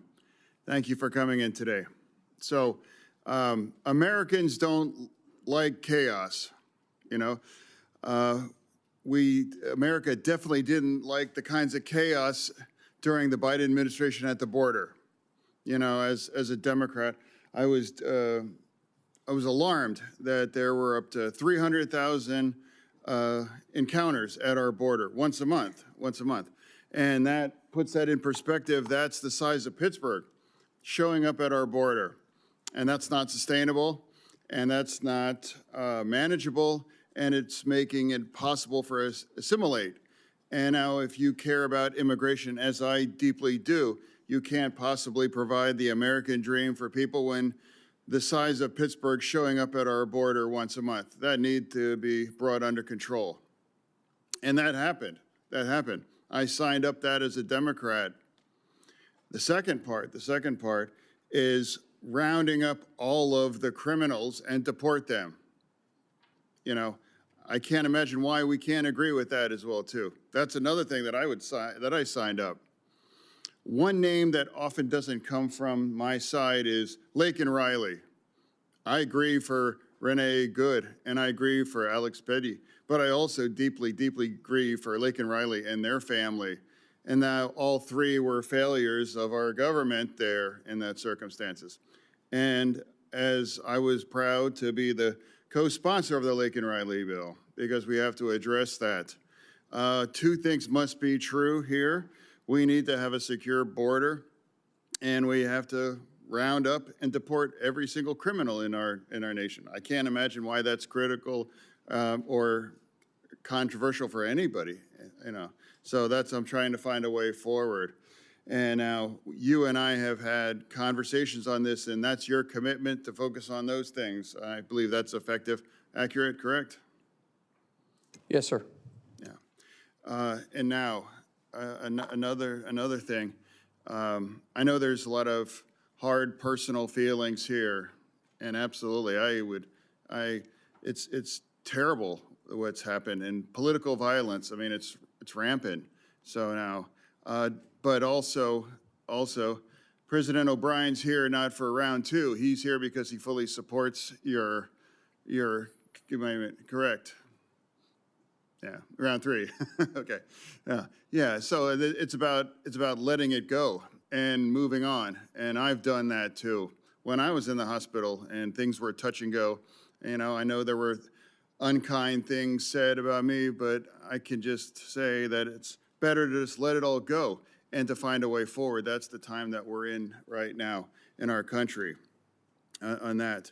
Now, people might describe you in those kinds of moments, but I'm going to describe you.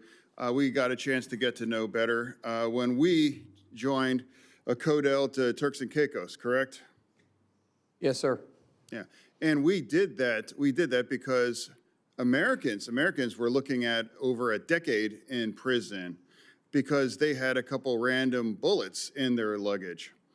And those Americans ran the gamut of a black grandmother from Florida, I believe, and Pennsylvania, that live in Western Pennsylvania that I did, and I was able to welcome him at the airport when he returned there. So that was about a commitment to working together. Imagine just because a couple random bullets accidentally, they were looking at over a decade in prison. Now we worked together, and now not one single American really faced that kinds of thing. So that's about committed to working together. So now, and also as a Democrat, you know, that I made me the only Democrat that refused to shutting our DHS down. You know, some people might say that that doesn't mean I have any less commitment to reform ICE. That's just categorically not true. But it's a strange devotion. I don't understand why you would shut the entire agency down just because you want those kind of reforms on ICE that has absolutely no impact on ICE and doesn't force any of those things. I refuse to do that, and I refuse to punish those union members that are working. And now especially parts of that, it's true. It's like the cybersecurity agency's part of DHS. Yes, sir. Yeah, and that's currently on the shutdown. And now two of the top agents of cyber attacks come from Iran and China. They must be elated to know that that part is all shut down, because that's part of this shutdown that does not bring any reform to ICE. You know, that I want any less than other Democrats, you know, here. The difference is I refuse to punish and make our nation less secure part of that. So for me, I came here and I committed to come here with an open mind, and I'm going to continue to do that. And it's not going to be about gotcha moments. For me, it's about just saying, my experience with you has been consistent kindness and professionalism. You know, the first time I met, it was you and your wife behind you when I was here at the orientation here in the Senate.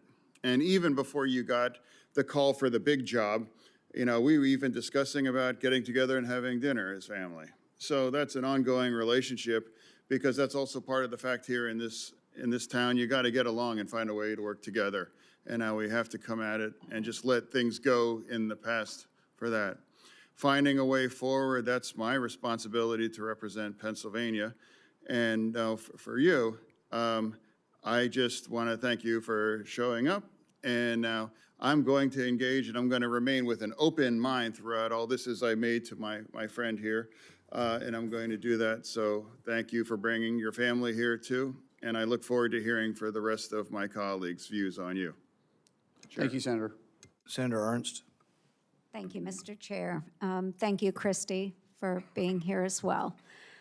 Senator Mullin, I have to say, I'm just going to be blunt, very honest with you. I hope that the president is watching. I am going to say to the president, I am really upset that he has made your nomination. Why? Because I will be losing from the Senate one of the best friends that I have here, truly.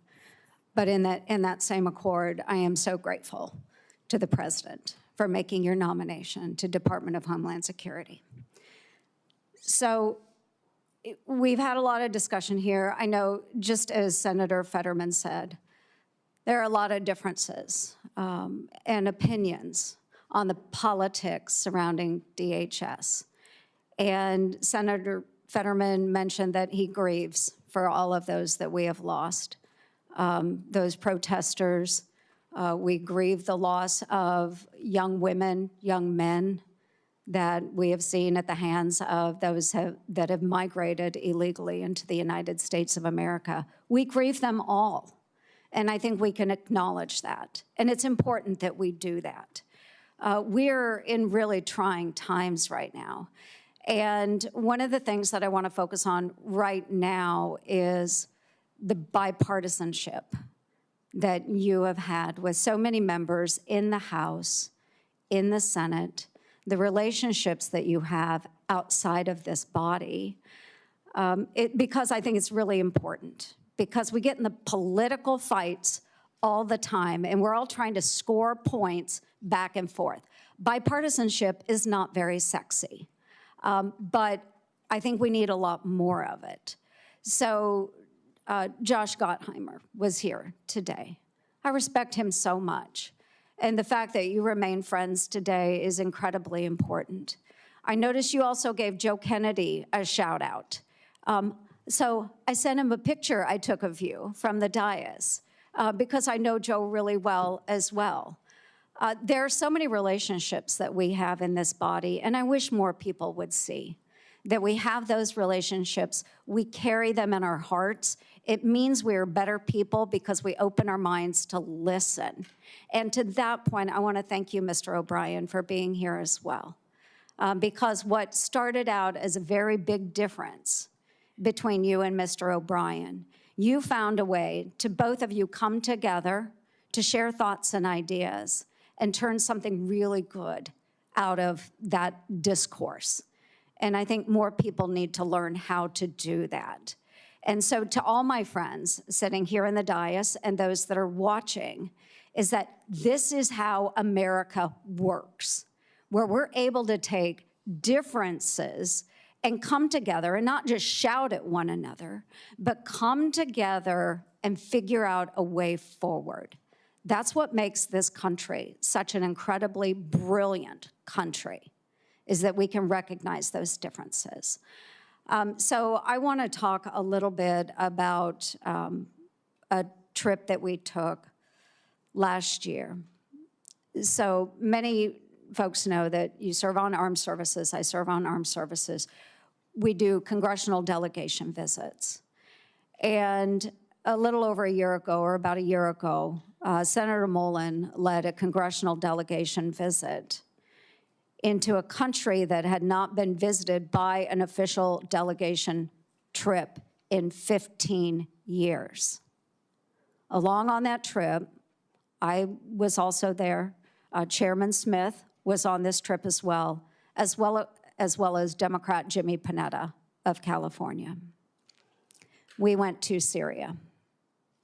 We sat down with the president there, al-Shara, for his first official visit from the United States of America. Now, a lot of people will say, he was a member of al-Qaeda. What are you doing sitting down with somebody that was a member of al-Qaeda? It's the same reason we sit down with people that we have differences with, is to find a way forward. So Senator Mullin, I would like you to talk a little bit about that trip and why you believed it was important that we do that. Thank you. Thank you, Senator. You're right. The president of Syria wasn't really somebody we should have a lot of common ground with. And we actually talked about that. Him and I talked about that. Had a very blunt relationship about it. But the fact is, our world is different. And there's different leaders for different countries and different places. And you have to understand the region and the area they're in. We're not in the business of necessarily picking the leaders, but when we do, hopefully there's a way that we can work it out. And if you remember the president at the time, he said, when I was younger, I was fed a lot of propaganda. And I'm paraphrasing this. He says, but when I was in American prison in Iraq, he started looking at things different. And then he also went on to say, yes, I was affiliated with Al-Qaeda, but it's much like you guys being affiliated with Russia. It was interesting to me knowing how you went through the history. He said, it's much like you guys being affiliated with Russia and China and World War II, and look where you're at today. Sometimes in war, when we're fighting for our country, I left Iraq and came back and fought for Syria because that's my home. We have the most diverse population in the history of the world in Damascus. And I don't want the foreign influence. And after I got out, I realized my fight is for my country, not for this necessarily organization, but for me to get resources, for me to get fighters, for me to be able to fight for my country. And hopefully, even though he said I never planned on being president of the country. I was just wanting to get my home back. I find myself here. And he was very open. He says, I have made mistakes. And I said, I've made mistakes too. And I said, we're not perfect, but if we can work together to be a trust but verified, he says, I want a relationship with the United States. Mm-hmm. I want to have that relationship. That's not common for somebody with Al-Qaeda ties. That's somebody that says, yes, my past is my past, but I'm looking to the future. And I think we all have past. In past, we can learn from. We can learn from successes and failures in our past. But if we can grab the past that we made a mistake on and say, yeah, that's a mistake, I'm not going to make it again, that's a lesson. That's where wisdom comes from. If you can also learn from your successes, then that's also where wisdom comes from, and that's considered someone that has the potential to be a leader. And I would rather work with those leaders like that than to continue to see the civil war that was going on, and in some cases still going on in Syria. Yes, and thank you. And I just use this because my time has expired, just to demonstrate how we all have such significant differences. We can come from different backgrounds, but I've been on a lot of congressional delegation visits, folks, a lot in the 12 years that I've been here. But to watch Senator Mullin lead this delegation and to be able to speak to someone that is far different than we are and bring our countries that closer together, I know that he will do that with every one of us serving in Congress. I know you will represent us very well. You will represent the administration very well. You will make our country safer. So thank you, Senator Mullin. Thank you, Christy, very much for your friendship as well. Thank you, Mr. Chair. Senator Slotkin. Thank you. Thanks for being here. Thanks for our conversation yesterday. I want to just actually add on to what Senator Lankford was saying and just focus on the attack we had at a temple that's very close to my heart in Michigan, a place I know well. Last week, we had an anti-Semitic attack meant to terrorize not just that synagogue, but the entire Jewish community. And I think the light is really blinking red. And that is the feeling for the Jewish community. And just as an objective statement, the Jewish community is 10 times more likely to be the victim of a hate crime than all other religious groups combined. That's not a political statement. That's a factual statement from FBI data. We talked about the need to work together. The Jewish community is spending about $1 billion a year privately securing their own institutions. No religious group should have to spend that amount of money that could be going to lots of other things on their own security in the United States of America. So I would just ask your help in reforming the nonprofit security grant program so it's agile, so you don't have to win the grant and then still do 100 pieces of paper, maybe even looking at a rapid reaction fund, but certainly asking for some sort of task force I'm thinking about the community in Australia that went to the Australian government, the Jewish community, and said, we're seeing just a real uptick in threats. We're terrified. And then we have Bondi Beach and a very horrible thing. So can we just agree in public, again, on a bipartisan basis, to sit together to reform this program and figure out how we manage to the threat, because we're not hitting it right now. Senator, you have a wealth of knowledge from your service in the intel community, and you will know this issue probably better than me. And so I would welcome the opportunity to sit down and talk to you, figure out what we need to do. I know this is very personal to you, and that's great. We may have some differences on some political views, but this isn't one. You and I will be, laser focused and get this resolved if it's possible. But yes, I would absolutely welcome an opportunity to work with you on this. Great, I appreciate that. I think, in general, your position or your future position as Secretary of Homeland Security sits at like the fulcrum of these big issues we're having as a country. Just big cultural issues. The use of law enforcement in our streets and where our rights begin and end, and then our elections, our democracy. And given the importance of that, I think it's important that we state really clearly where you are on those two issues. I think first and foremost on the use of ICE. My state voted for Donald Trump in 2024. A lot of people supported the president's immigration agenda, but then they watched with their own eyes, not filtered through a news source. They watched with their own eyes American citizens killed in their streets for protesting. They saw children caught in the crossfire and being tear gassed. They saw people randomly being pulled out of their cars and walking down the streets because they happened to look like they could be an immigrant and checked for their papers, which for many of us has a real history. They have seen law enforcement go into people's homes without a judicial warrant for a country that was invented because we were being oppressed by a foreign force that demanded entry into our homes.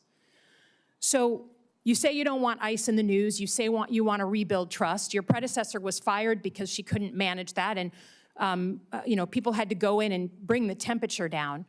Can you, without other words, just state clearly what you'd be willing to do to fundamentally reform ICE and put into law to do so, since that trust is gone? Ma'am, as you know, I can't make the law. You guys make that for me. But you're going to be the secretary. Yes, I agree, but I can't make the law. I can work within the parameters. No, but tell us what you'd be willing to put into law. So right now, the law that I work into is your guys' decision. We'll work through that. But I do believe there is a better approach. And I think working with municipalities, I would love to see ICE become a transport more than the front line. If we can get back into just simply working with law enforcement, we're going to them and we're picking up these criminals from their jail. One, we're going to reimburse them for having the person there. And have partnership is vitally important. I don't think there needs to be a law to change that. I think I can work within what is there, but there's an approach that can happen, but we got to have partners. Yeah, I understand, but we're not going to agree to this here, but I would just say the ability, the trust is gone, and not just with Democrats.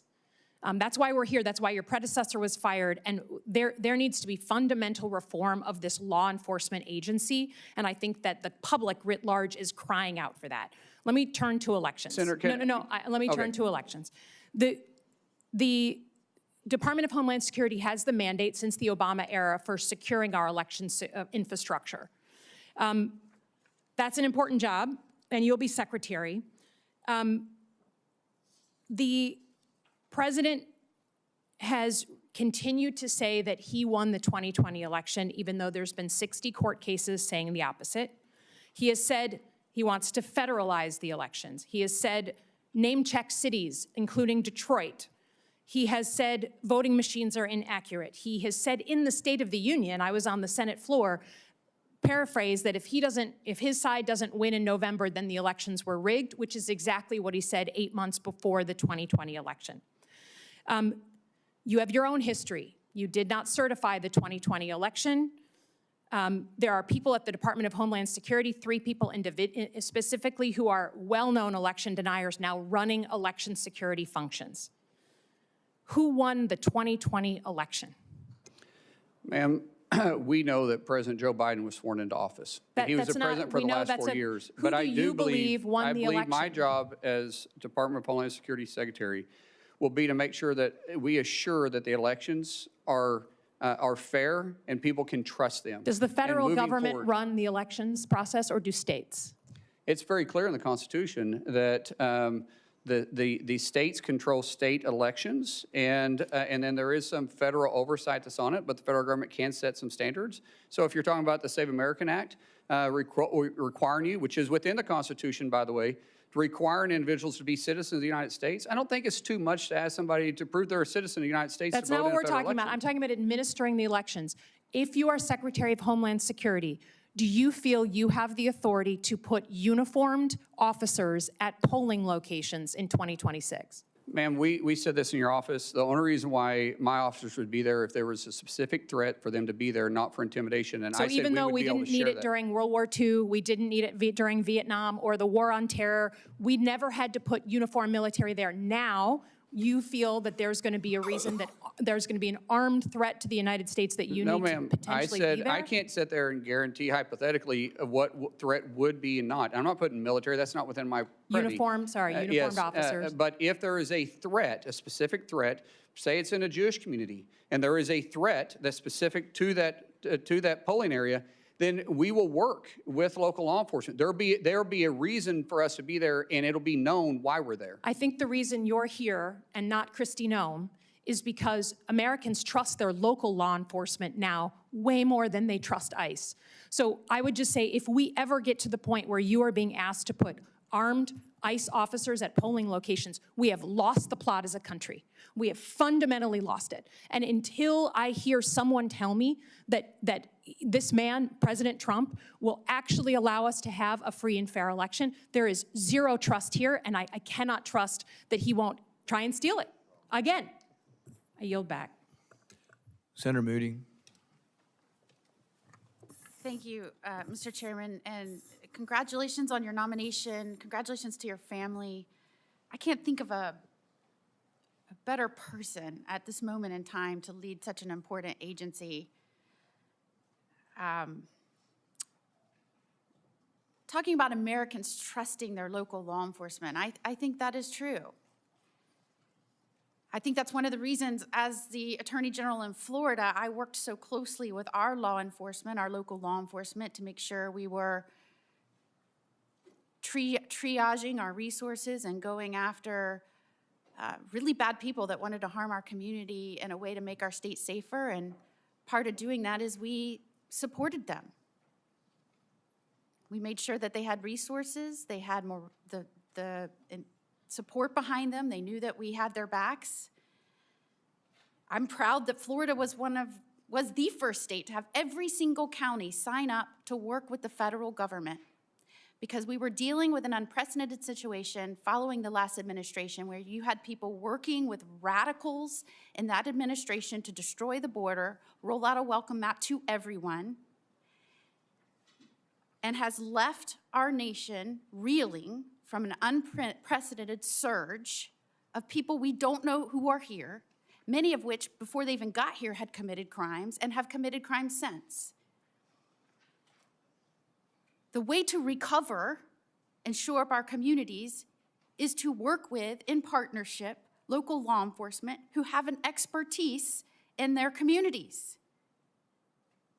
And it is disheartening to me, not just as a former attorney general or as a former prosecutor, but as the wife of a law enforcement officer and someone that worked very closely with them, it wrecks me to hear them refer to law enforcement in general, especially some of the men and women that serve currently in the Department of Homeland Security, as breaking into people's homes and shooting Americans. And I think we can all acknowledge that we want law enforcement to meet professional standards, to act with the public safety in mind, to comply with the law. But we do not have to disparage an entire profession of men and women who put their lives on the line for you and for everyone in this room, and said that they were going to dedicate their professional careers to stand on that line and put their safety behind yours. When President Trump got in office, so many of these states on the Democratic side said, I will never work with that man to come in and correct and rid the communities of people that are going to do it harm. We won't. In Minnesota, the first thing they said, I will never help that person. I won't lift a finger, the Attorney General said. So in Florida, where you have 67 out of 67 counties signing up, tell me what I can do to help you. In Minnesota, they had like 7 of 87. Does that surprise anyone? No, because their state leader said, we will not help you. We will not go after the most dangerous in our communities. Have at it. See how it goes. We won't lift a finger. And when the administration says we are dealing with an unprecedented situation, 11 to 20 million people, that's never happened in the history of our country, how do we do this? We need to make sure we're focusing on triaging and getting people out that we know may do harm to our communities. They're like, what are you talking about? You can't have quotas. They won't talk about the quotas where they said we're put to Border Patrol, push more and more and more and more in. However you need to do it. Don't tell us how we can stop this influx or this surge. Tell us how we can push more in. They won't talk about that. And they want to tell you about focusing on children that are here, that are now here. Yes, you need to do that. As somebody that has pushed to protecting children and fought against trafficking with law enforcement's help, yes, you need to do that. But I loved how you said, let's talk about the tens of thousands of children that the federal government helped traffic under the Biden administration that we lost. And when they were made aware of it, they ignored it. You will now have to take over an agency that is charged with cleaning up a disaster, a danger. The Biden administration did that. I cannot think of a better person, someone who acts passionately and fiercely fights for the people he loves, and someone who loves this country and thinks of other people before himself. I am telling you, in Congress, there are all kinds of personality types. But this man came up to me time and time again as the newest United States Senator and said, what can I do to help you? How can we make this place work? How can we get this done? And I look over the course of your life, you left school when your father got sick to go help your family business. That's the kind of person you are. The kind of person that stands up for every person in this office. That's the kind of person, passionate, fierce, a fighter, loyal. That's who I want now protecting this country at the head of the Department of Homeland Security. You said in your testimony, I'll fight for your family just as I fight for mine. Tell me about that personality trait and how you think that will help the Department of Homeland Security in this unprecedented time where the last administration, the last president of the United States abandoned his role to secure this country. Tell me how you bring the personality and your character traits to this role. It's the way I was raised. It's the way my dad raised us, the way my mom raised us, the way they were raised. We love this country. I mean, think about it. I'm getting to live the American dream. You're telling me a kid from Westville, Oklahoma with a speech impediment would ever be able to be here? That only happens in America. Only in America. And we all probably have the same type of dreams because none of us have royal blood. Maybe some of your parents might have served in public office or not. Mine most certainly did not. And the fact that I'm here, my goodness. That's why people want to come to our country, because they want the American dream. And I want everybody to have the same opportunity that I have, but we have to secure the homeland. We have to make sure that they feel safe stepping out and being in the public eye. We got to make sure that people can have a peace of mind and trust our government. And right now there's a mistrust in our government. I think we have an opportunity to maybe work on that.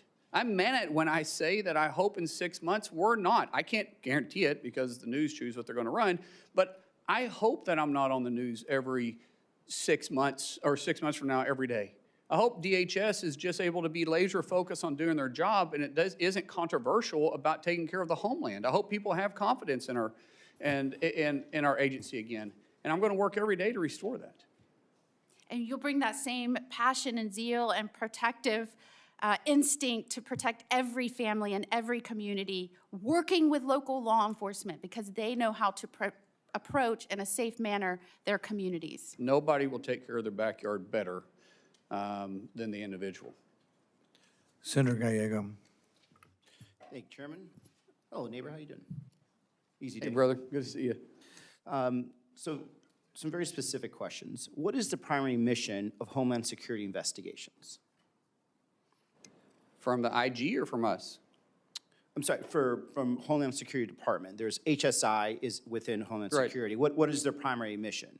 Well, it's not a trick question either. No, I understand that. And every agency, sir, we have specific missions that we are targeted to look at our aspect of protecting the homeland. And different directions have different paths. And in different agencies, reason-wide, there are 22 of them there, we all need to be in the same boat, row in the same direction, working for one common goal. And as I said, that's protect the homeland, bring peace of mind, and secure the confidence of the American people. Okay, so HSI, and being from Arizona, we're very familiar with CBP, ICE, and HSI. HSI specifically is very important because they specialize in dealing with human trafficking, human smuggling, counterfeit, bank fraud, things of that nature. Actually, I have a lot of friends that have worked for them forever. The reason I bring this up is because there is confirmed reports that the Secretary of Homeland Security has ordered HSI agents, pull them off what I just told you were very important missions, to go to Arizona and investigate the 2020 election results, right?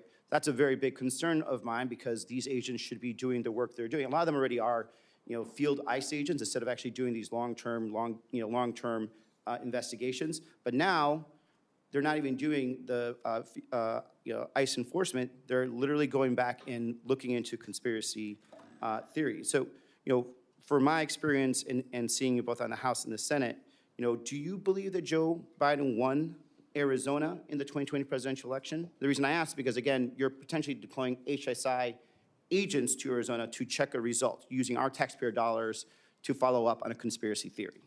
Sir, I'm not familiar with what the former secretary did here, and nor am I here to debate what happened in 2020. I do know that there's an opportunity to look at 2020 and make sure that anything that went wrong we can fix moving forward, because what we wanted to make sure is that in the next election, be it the midterms or in 2028, the American people trust our election system. Trust is vitally important.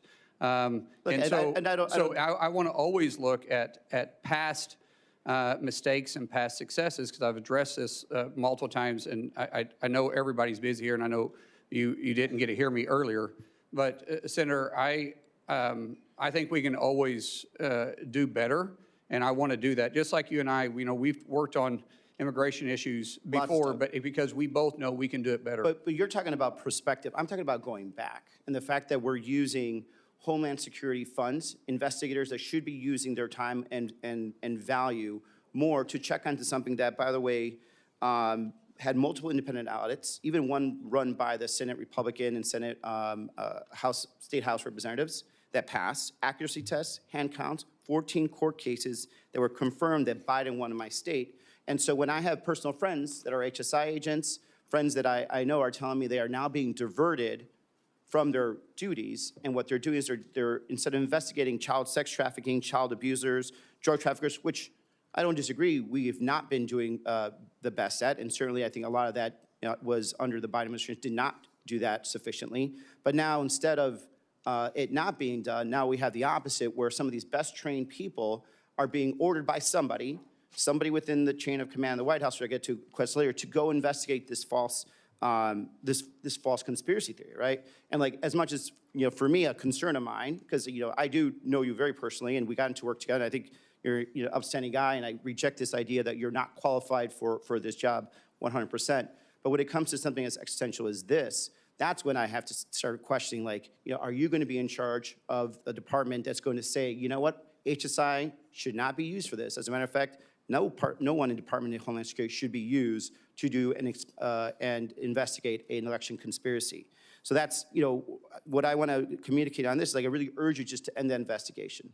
There's no reason why we need to be getting back to 2020. There certainly isn't any reason why we should be using these highly trained professionals that should be going after some horrible people to be investigating conspiracy theories that have been litigated multiple times, and put them back where they were. Moving on from there, my other concern is something that I saw, with the previous secretary, and something that I've seen in myself in my time in the Marines, is that a chain of command is very important. I don't believe there was a real chain of command that was in the Secretary of Homeland Security. And when I say that, it's because I think Stephen Miller was the person that was actually calling the shots there, and you could see the results of what occurred. You had men and women in ICE and CBP that felt that they were unaccountable, talking to actual ICE and CBP agents from Arizona that got deployed to Minnesota. They don't know who really was in their chain of command. They didn't have operational orders. A lot of them did not understand, how to actually engage with the public at all. And when there was a point of who is responsible for making decisions, they could not figure out if it was Miller or if it was Secretary Noem and her deputies. They couldn't figure out if there were quotas versus there are quotas. Now we know that there are quotas. This is the problem. Is like, I want to make sure that if you're there, you're in charge and not Stephen Miller. Sir, the President has nominated me to be Secretary of Homeland, and I'll take full responsibility for that. Chain of command is important. I believe in empowering people to make decisions, but I will still be talking to the President on a regular basis. And any policy that is within my realm of authority that you guys give us, if the President wants us to look at it, we'll look at it, because I serve at his discretion. Yeah. One thing I don't know if it's been mentioned here, you probably would be the only second Native American in the history of the country to be a cabinet member, which I appreciate. And you know that I also do a lot of work with our Native American communities, the 22 federally recognized tribes in Arizona. And the one concern I also have is that when it comes to building some of these installations on the border, there has been very, very little to no tribal consultation, especially with some of our border tribes, the Total O'odham Nation, where we are building walls in areas that doesn't have much like you ESL. So I have problems with English once in a while too. There's a border wall that is going through tribal land that is in very sacred land that is not crossed and used significantly by human smugglers. It's important that DHS actually speak to these communities. They actually have programs that they do where they actually are working with DHS and local law enforcement to stop illegal smuggling, called Shadow Wolf program that DHS supports. But this last administration in DHS did not talk to them whatsoever. Did not talk about, did not even give the vague idea of tribal consultation, and now they're just building into some areas that has, unfortunately, some burials of some of their the people from their tribe. And so I think it's important that we reestablish tribal sovereignty, and I hope because of your background, you'll understand and appreciate that. I respect tribal sovereignty, and there's a lot of technology. Now, we do have a job to secure the border, but we will work with tribal nations, because there's other ways to have a physical barrier where you can have technology there too. And I don't think anybody would complain about that, but yes, my background. We have worked on tribal issues a lot, and I appreciate your passion. And I have a lot of good friends in Arizona with tribes that that we've been on, have good relationships with. And these tribal nations would absolutely work with you as long as they felt that there was the respect and also respect for the land, because we have a history of that. And Mr. Chairman, I'm up. I can. We're going to come back around if you have a question. Thank you. Senator Hawley. Thank you, Mr. Chairman. Senator Mullin, welcome to the committee. I see you have some supporters with you today. Chairman Smith, good to see you.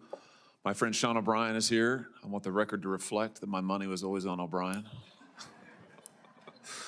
I just want that noted. I want it noted for the record. Senator Mullin, let me ask you this. In your own words, could you tell us just in capsule form, what is it that DHS, what's the mission of DHS as you understand it, as you would put it, as you would explain it? Quite simply, it's simple: to protect the homeland. Very good. To protect the homeland. Okay, let me ask you this. 10 days ago, there was a shooting at Old Dominion University that left one person dead, 2 people critically injured. The gunman had potential terrorist ties. Is this a good time for the Department of Homeland Security to be shut down and unfunded?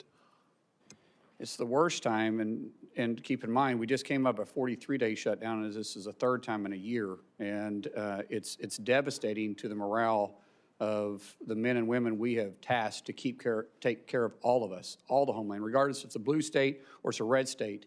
We have to look at it all the same, and they have that mission mindset, but they don't have the pay to follow it up. A few days before that, 2 individuals attempted to detonate bombs in New York City in a way that would cause mass civilian casualties. Both of those individuals have potential terrorist connections. In light of that, is it a good time for DHS to be shut down?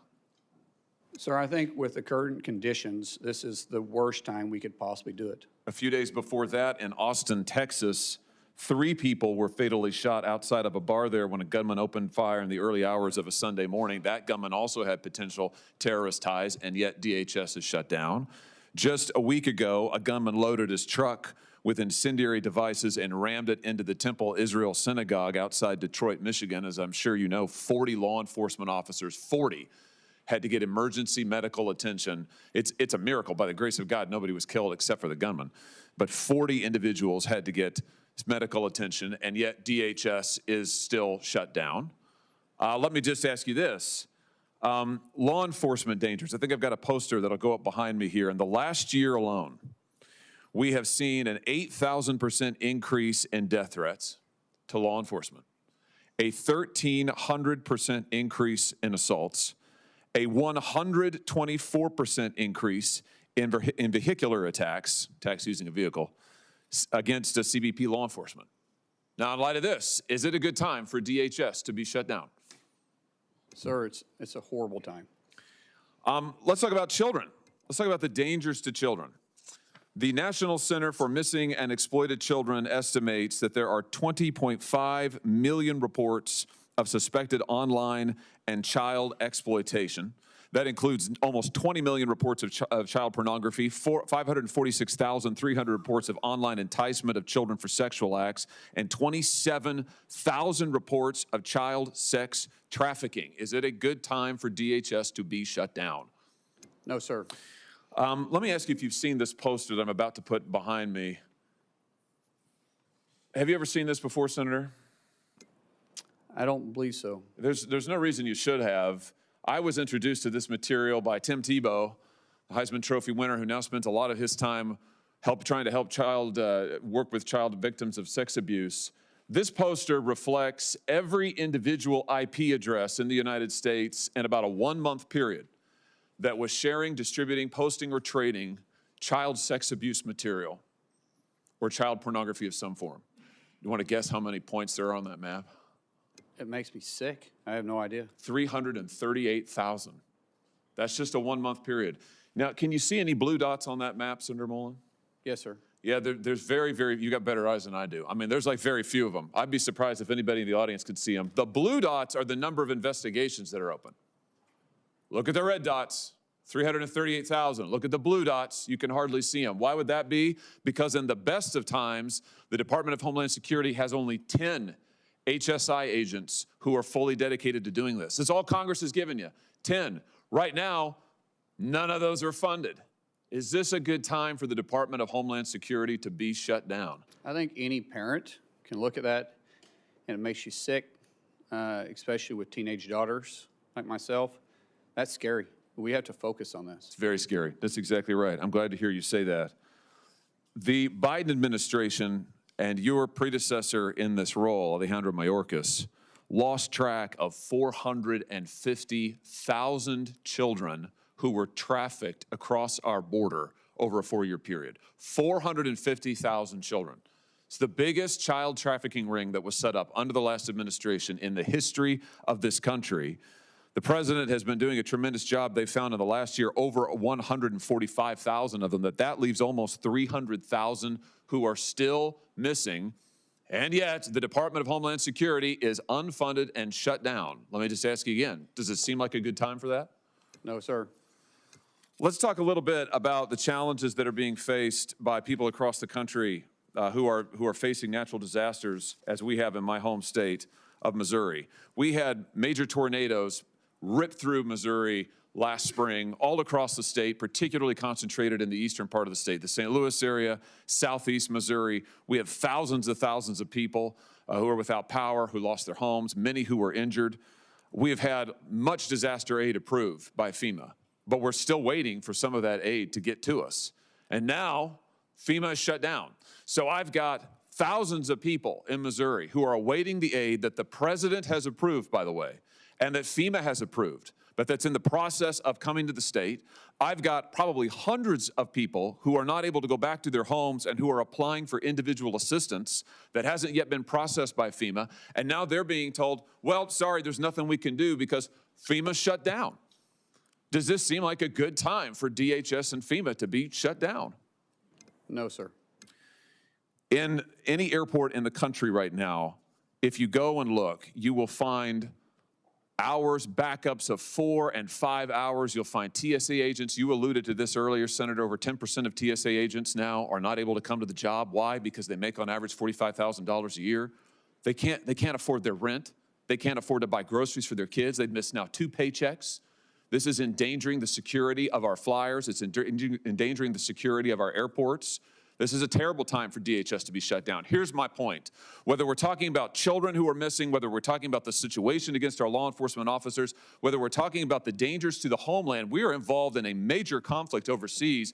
This nation's homeland needs to be secured, and yet my friends across the aisle have shut down the Department of Homeland Security. They have defunded every agency we just talked about, and I just want to ask them, how long is it going to take? How long are these children going to have to wait in exploitation? How many more are going to have to go missing? How many TSA agents are going to be able to afford to put food on the table for their children? How long are the people of St. Louis and southeast Missouri going to have to wait to get back into their homes before we can finally have a vote to reopen the Department of Homeland Security? It is long past time. I welcome your nomination. You're going to be a terrific leader of Homeland Security. I can't wait to see you there. But it's time for this Congress to do its job and fund DHS and protect the homeland of the United States of America. Thank you, Mr. Chairman. All right, thanks, everybody. We are going to do another round of questions. I want to let anybody ask a question that wants to ask a question, but I really don't want to give everybody 7 more minutes. I want to kind of keep it to pressing questions. We'll start on the Republican side. Does somebody have a pressing question they didn't get to ask or would like to ask? I'll use back. Anybody else? Senator Ernst. Yes, thank you. Again, Senator Mullin, I truly appreciate you being here. And I do want to ask some questions. I do want to follow up. So many people have pointed out the various departments that exist and are not being funded under DHS. So we have a really, really significant anniversary coming up this year. So most people will think it's our nation's 250th, which is extraordinary. But the other significant anniversary that has impacted so many of us, especially those of us that have served in uniform, significant anniversary, the 25th year of September 11th, 2001. So right now, we are currently in our 32nd day of the Department of Homeland Security being shut down. We have men and women serving in TSA, in FEMA, in the Coast Guard, Secret Service, in the Cybersecurity and Infrastructure Security Agency, all of them under DHS, not being funded.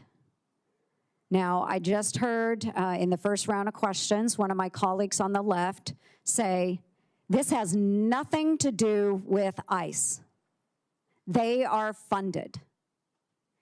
If it has nothing to do with ICE, why are we not funding these agencies that protect Americans? Especially as we're coming up on the 25th anniversary of September 11th this fall. It's a significant anniversary. I hope never to repeat it. But the fact of the matter is that there is a greater possibility of September 11th happening all over again because we are not properly funding the men and women that protect our homeland. So I don't want to hear folks say it has nothing to do with ICE, because I do believe when we get into the politics of this, it is about ICE. It is about ICE. So I would love for my friends on the left to acknowledge it's about ICE, but acknowledge that protecting our homeland is much more important than the politics of this. So, yes, question. Senator Mullin, do you think it's time to set aside the partisan politics and partisan games and fund DHS as a whole so that the department can be fully functioning to protect Americans, especially as we are approaching this fall, the 25th anniversary on one of the greatest attacks that we have ever seen on our homeland? Yes, Senator. I look at this as a political theater that we're playing games with, and we're risking people's lives, and we're disturbing people's lives. As I stated earlier, we have 260,000, 280,000 employees in DHS that's still on the job, still working, still keeping us safe without pay. I don't know how in good conscience you could sit there and think that's okay. It is not okay, and I look forward to your leadership at Department of Homeland Security. Thank you, Senator Mullin. I yield back. Senator Peters.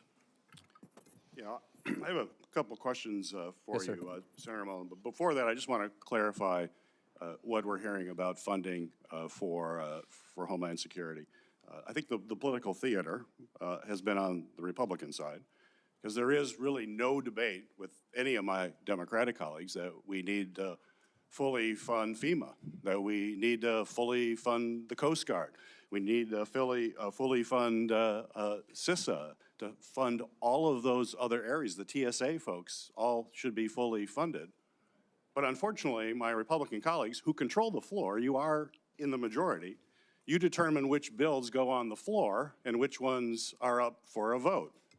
The way we can do that so we don't have a floor vote is we can go and move by unanimous consent and move a bill and say, is there anybody that objects to this bill? And if they don't object, it immediately is passed. That's the procedure. So folks at home watching this, we have bills that will immediately pass and could pass today. We have put on the floor bills to fully fund TSA, and my Republican colleagues have objected. I heard all this support for TSA today, so I hope you tell your colleagues, don't object to the TSA funding bill. Please don't do that. We could pass it today. God, that would be great. But we heard a lot of theater, all this stuff. FEMA, pass it today. Coast Guard, pass it today. CISA, cybersecurity, pass it today. So as the nominee for Homeland Security, I would hope you would tell your colleagues, boy, this is really important. Don't object to the bill that allows us to pay for this. Now, granted, the CBP and ICE are not in there because we are around negotiating about making sure that there are guardrails in place so that local or that federal agents have to abide by the same rules as local police. You know, when I go home and I say that, everybody says, really? They don't have to do that now? I'm like, no. But Republicans are going to hold TSA hostage. They're going to hold Coast Guard hostage. They're going to hold FEMA, CISA. They're going to hold it all hostage because they don't want to give any ground on making sure we just have common sense guidelines. We have a solution for that. Pass the bills for all of these other agencies. Pass them. They can happen today. We've tried for the last 2 weeks, and my Republican colleagues object. Don't object anymore. And then let's focus on trying to come together. And I appreciate your comments about how we come together. Let's come together and figure out how we put common sense guidelines in place for federal agents that are operating in our communities. You've expressed an interest in doing that today, and I take you at your word for that. So let's do that.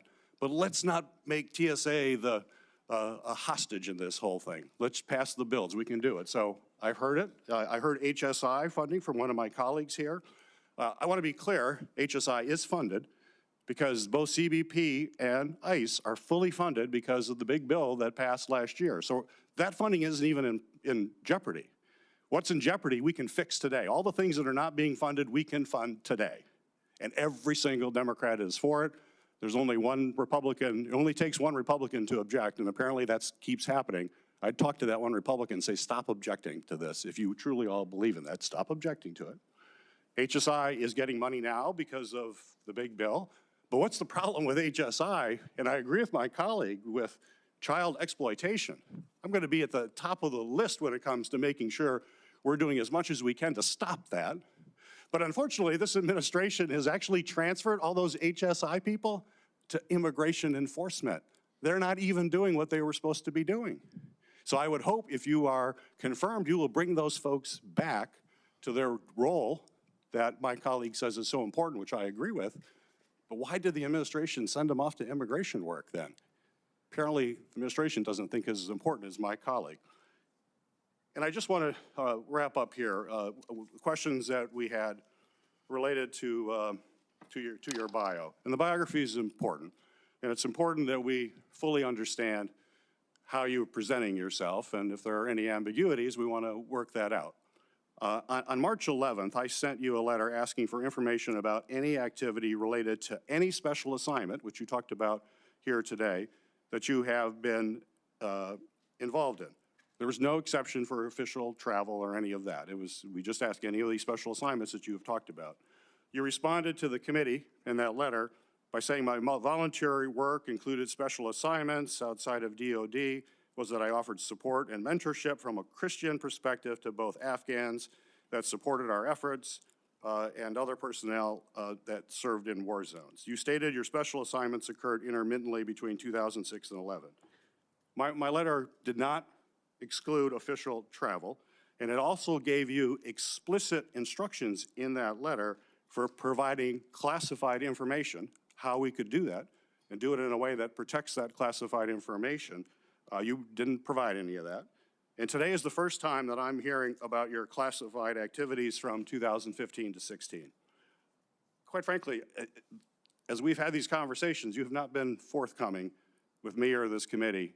The story always seems to evolve, to kind of change. And as you know, candor, honesty, transparency are absolutely critical, particularly at this time to try to build trust as the Secretary of Homeland Security. So we have to clear this up. We feel pretty strongly we have to understand exactly what this is, especially with all your public comments that have raised a lot of questions. We've checked. The SCIF is available. We're going to go in the, we would love to have you come to the SCIF and tell us exactly what you're talking about. I think that'll put my colleagues' mind at peace. Would you be willing to go to the SCIF this afternoon and tell us the classified activities you're talking about? Sir, I think this committee made it very clear with the paperwork they gave me that I do not have to disclose my my official travel. That was part of the documents. And it went over 2 or 3 times. I complied with exactly what the committee said. And there is no statement for, or no area for mission work and mentorship that was a volunteer basis that I did on my own time. And it was very specific over and over again that you don't have to claim official travel. We want to know what this supposed classified work was. We have real questions about it. I asked the FBI yesterday, I said, and if someone had appeared in any classified document, any document, would that be in this report? And they said yes. I said, well, I don't see anything for Senator Mullin. Why is that? They said nothing showed up. We queried the Department of State, the Department of Defense, other intel folks. So you're in no classified document that the federal government has, according to the FBI, and yet you're telling me you did all this classified work. I don't understand how that recognizes. Sir, I didn't say all. I was very clear with what I said. I get what you're trying to get to here, and that's fine, but I complied with everything the document said, and it was official travel, and it was a classified trip. Well, let me just chime in on this. I've agreed this is the fastest hearing anyone's ever had. This will be the fastest vote anyone's ever had, and that's despite my qualms and problems with your nomination.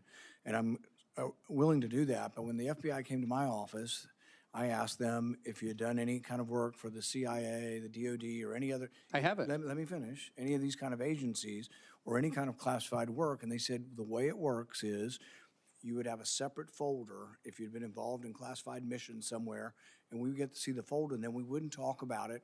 We would look at it privately, and we would know what you're referring to. So it's confusing to us because there may have been some papers that said your official trips were excluded. I don't know which ones were and weren't, but you've now mentioned today that you have activities you've done. And so I think it would be easy, and I'm still willing to have the vote tomorrow, but I can cancel the vote tomorrow. I'm still willing to have the vote, get this done, and get it over with. But I think that just to make clear, and it doesn't sound like it's a secret you're too concerned about divulging, if you would to spend an hour and go to the SCIF or 30 minutes and just tell both the ranking member and the other, and it would be private and it won't be revealed, I think it would get this over with and we wouldn't have a complaint about going ahead with the vote tomorrow. I have no issue with that if you guys get cleared on it, because way my understanding was there was only 4 people read in it, and it was a special program inside the House. Just like I wasn't on Intel at the time, I'm not saying I was, but I have no issue with that at all. I would welcome being brought up. It was very unique, and it was That fun. would be on you. We're not going to try to figure out who the 4 people are and whether we can have approval to it. And I don't but if you're doing something choose- that important, Yes. Really it probably ought to be revealed and discussed in a Sir, classified manner. Senator, or Chairman, it's not on me I don't have the authority to do that. This is why I said I was very clear, sorry, that I never talked specific dates or locations on this. And so I have zero issue with talking about it. But Do it this afternoon? I don't have clearance to talk about this afternoon. I don't. It's So not this me is to release. This is a to release it. legislative program. This is a program that Congress assigned you to? Yes. This was within my official duties. Who assigned it to you? Sir, that's not for me to talk to you about on this. I'm sorry. This isn't a classified setting. I'm sorry. I'm not trying to be ugly. You know how classified situations work. Which classified agency, which information. agency classified it? It wasn't an agency. It was done here, well, in the House on the time. The House classified it. I'm assuming. I wasn't on Intel. We're just not really aware of how the House classifies things. I have no idea. I know every time we spoke about this, we had to go to the SCIF and visit about it. But I mean, I know there was a paper that I had to sign before it even started. And I may be wrong, there may be more than 4, but I know it was only me and 3 other people that ever discussed so it. secret that we can't know about it. I would think that there'd be some paperwork in the SCIF that they should show us saying, this is so top secret and this was made classified. I have no problem. You're welcome to go to the House. This started in 2015. It ended in little late in 2016. I have nothing to hide on this. This is too easy. I would really enjoy sitting there and have a conversation with you because I don't want you to have a question my character on this. So that's very simple for me, but I can't make that authorization. You guys know that.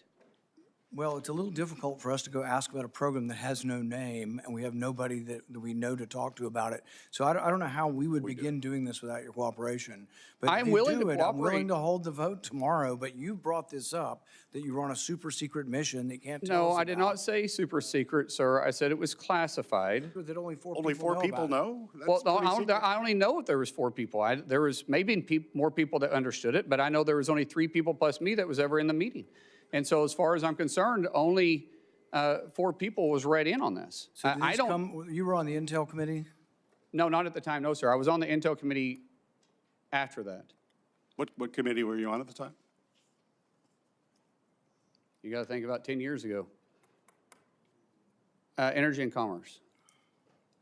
So it was an energy and commerce top secret effort. Senator, I'm just asking. I know what I'm getting upset about a little bit here is that your tone that you're saying that in a condescending way. I did what I was asked I'm to trying do. to find out who we would talk to.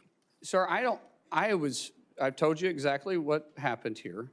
I was not required to disclose this on any official travel. Your documents are very, very clear on that. So I don't know what else you want me to say. You said you can go find out. Go find out. And then when you guys say it's good for me to talk to you, I'll be happy to talk to you about it. I can't talk specifics. If you want to talk about in general ideas, let's go down and talk in the skiff. I'm okay with that. But I can't get into the necessary specifics or who made the decision to do it. But I can talk in general, and I'll be very, very glad to do that with you. And even Senator Lankford, I know, is on Intel. He can come down with us and visit with us about it. I'm no issues with that at all. Perfectly clear and okay with it. But it's not for me to release this. So if you guys want to do that, we can leave here, go down there and talk about it. Did this mission involve exchange of fire? It wasn't a mission. It was an official travel.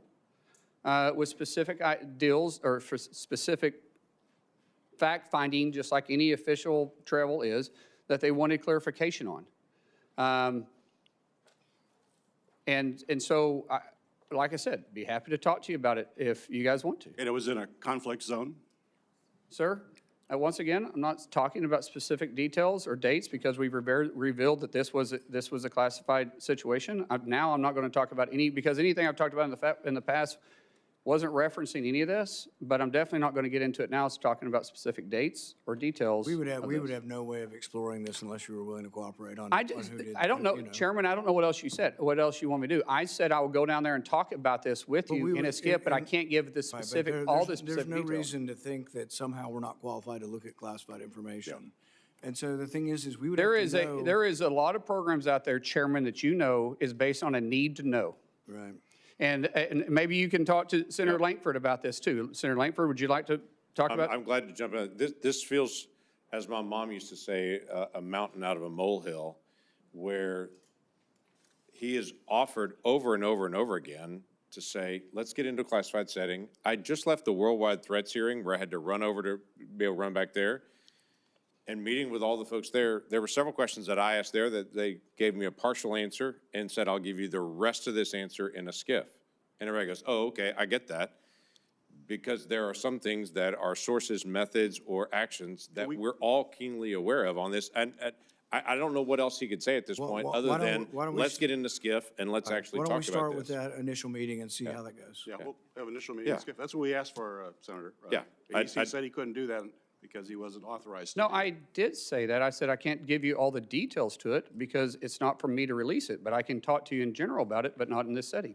Yeah, and let's get the information out and be able to talk it through and be able to find out what this is. Let's All try to of get us have been in classified settings before. Let's try to get it done this afternoon so we can. I'm available proceed right with after that. this. So All if right. we're, Senator or Chairman, if you want to, we can go let's- leave from here and go straight there.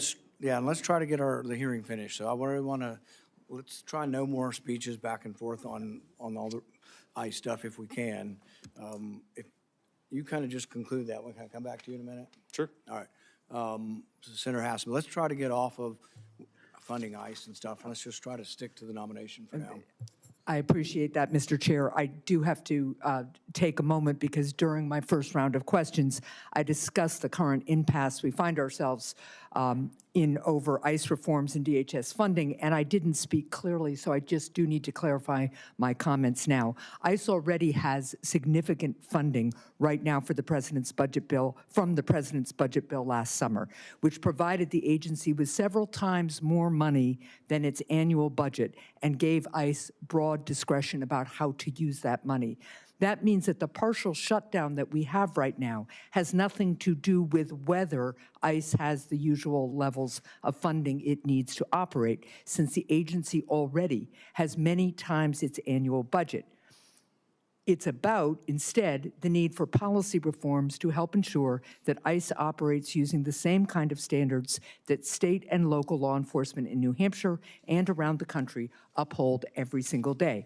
Now, Senator Fetterman was right earlier when he pointed out that this shutdown is impacting other parts of DHS that handle cybersecurity and transportation security and other critical functions. We need to resolve it right now, and as Senator Peters just described, we have been pushing to do that in the ways that the minority can. We need to reach agreement on ICE policy reforms or by funding the rest of the department while we continue to negotiate on those reforms, something I strongly support, but unfortunately Republicans have blocked. The reforms to ICE are critical. DHS is supposed to be prioritizing the removal of dangerous and violent criminals. Instead, we've seen DHS agents assault and even kill American citizens while wearing masks, seeming without accountability. So now this is the question. Senator, if a masked ICE or other DHS agent kills an American citizen, should local law enforcement be allowed to investigate and hold that agent accountable? Unfortunately, local law enforcement isn't supposed to be investigating federal. That's what DOJ and FBI is for. Now, we will communicate with local law enforcement, but that's not their job. FBI, it's just same thing if in most municipalities, if there's a fatality shooting, there's another agency that oversees them. And in this case, it'd be the FBI who is set up inside the DOJ to investigate those. So you've answered no, and your answer would make ICE unaccountable, and that endangers not just the rule of law, but also the security of all Americans. I wanted to get to one other question. During the past year, DHS leadership cut CISA's expert workforce by nearly a third. Meanwhile, adversaries and criminal syndicates are accelerating their cyber attacks against the United States. How do you plan to restore DHS's cybersecurity force and better secure our critical infrastructure from cyber attacks? Man, we've got to recruit the right people, but the best and brightest individuals in those areas. I know the University of Tulsa has a great program. But recruiting individuals that want to be there, that want to deliver the mission is vitally important, and so we will work to make sure that happens. So you agree we need to add people back into CISA and pursue this critical function, and they need to be nonpartisan experts with experience and commitment to the safety and security of our country, wherever that leads them. No one in the Homeland should be looking at this from a bipartisan perspective. Now, if you want me to talk about staffing numbers, I don't know what the mission requires, but we'll be staffed adequately if we can find the right people to staff to make sure that we're mission capable. Thank you, Mr. Chair. Out of respect for your desire to move things along, I will submit for the record a question on non-intrusive imaging at the border. It's supposed to be ready to do for every vehicle entering the United States, especially to detect fentanyl. And I'd like your answer on that and a couple of other questions as well, but I'll submit those for the record. Thank you. Without objection, Senator Lankford. Thank you. We talked before about just trying to get information on time and such. In the transition that happened between the Biden administration and the Trump administration, data fell behind, and it fell really behind. It was one of my complaints that I had with Mayorkas that was sometimes 2 or 3 weeks late on releasing normal data information, just how many encounters were happening at the border, how many arrests, some of those things on it. Last year, it wasn't weeks late, it was months and months and months late on getting data out. DHS has a really good story to tell. There's a lot of good things that are happening there, but my concern is that social media and some of the examples are coming out just to tell the story, and DHS is not able to actually tell the story. And quite frankly, we've asked DHS several times, hey, give us more information, more data on this. One of the things I'd love to know is just that you've been one of us for a long time in this. You know the importance of oversight and what that means on this, to be able to get data to members of Congress and to the American people. And so quite frankly, we can see the story as well. So I'm not asking for a pledge because I already know your heart on that, but want to just be able to open that up on how we can actually get more data and information. Our Ledge Affairs Department, I'm going to have to stand up and make sure that we're communicating and getting the information you need. It's not going to be fixed overnight, but it does frustrate me as a former member of the House and definitely a current member in the Senate that when we make a request, it's not seen. Now, there is a difference between making actual requests because you're wanting to get to a solution versus harassment. Badgering people. Yes, there is a tremendous amount that happens. Both sides play the games, and I'm just not going to play that game. I'll work with any senator, I'll work with any committee to make sure that we are getting the information you need to do your job. But just for harassment purposes, don't, please, I ask you, if you want me to do my job and do it right and be transparent with you, don't play games with me either, because, and if you have real concerns, like I said, everybody on this committee, and really for our colleagues for that matter, have my personal cell phone. That number, I have no intentions of changing it unless somebody leaks it. Yeah, hopefully that wouldn't occur on it. One other quick question on this. Ali Mayorkas, when he sat at that desk before, he and I had a lot of conversations about what they called, was labeled the special interest aliens. These are folks that come from known areas of terrorism, but we didn't have any information on them specifically, and so the Biden administration just let them in. They may say, well, we know somebody in your family as acts of terrorism, but it's not you. So they just labeled them special interest aliens and released them into the country. That we know of about 70,000 of those individuals. The Trump administration in the last year and a couple of months has picked up 50,000 of those. That's part of this enforcement that's out there to be able to identify folks that I've been ringing the bell on over and over and over again, saying, why are we letting people in that we literally say, yeah, they could be a terrorist, they could not be a terrorist, we don't know. Somebody in their family is, but we don't know them if they are on it.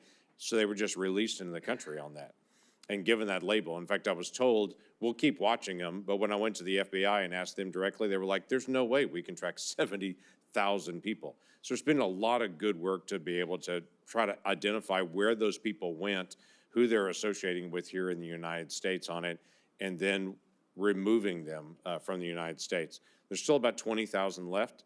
Love to be able to get your promise to say, we're not gonna quit. We're gonna continue to be able to find folks that were just allowed to come in the country that may be a terrorist and may not be a terrorist, we don't know, but to be able to go identify those folks and make sure that American people are protected. Absolutely. Yeah, thank you.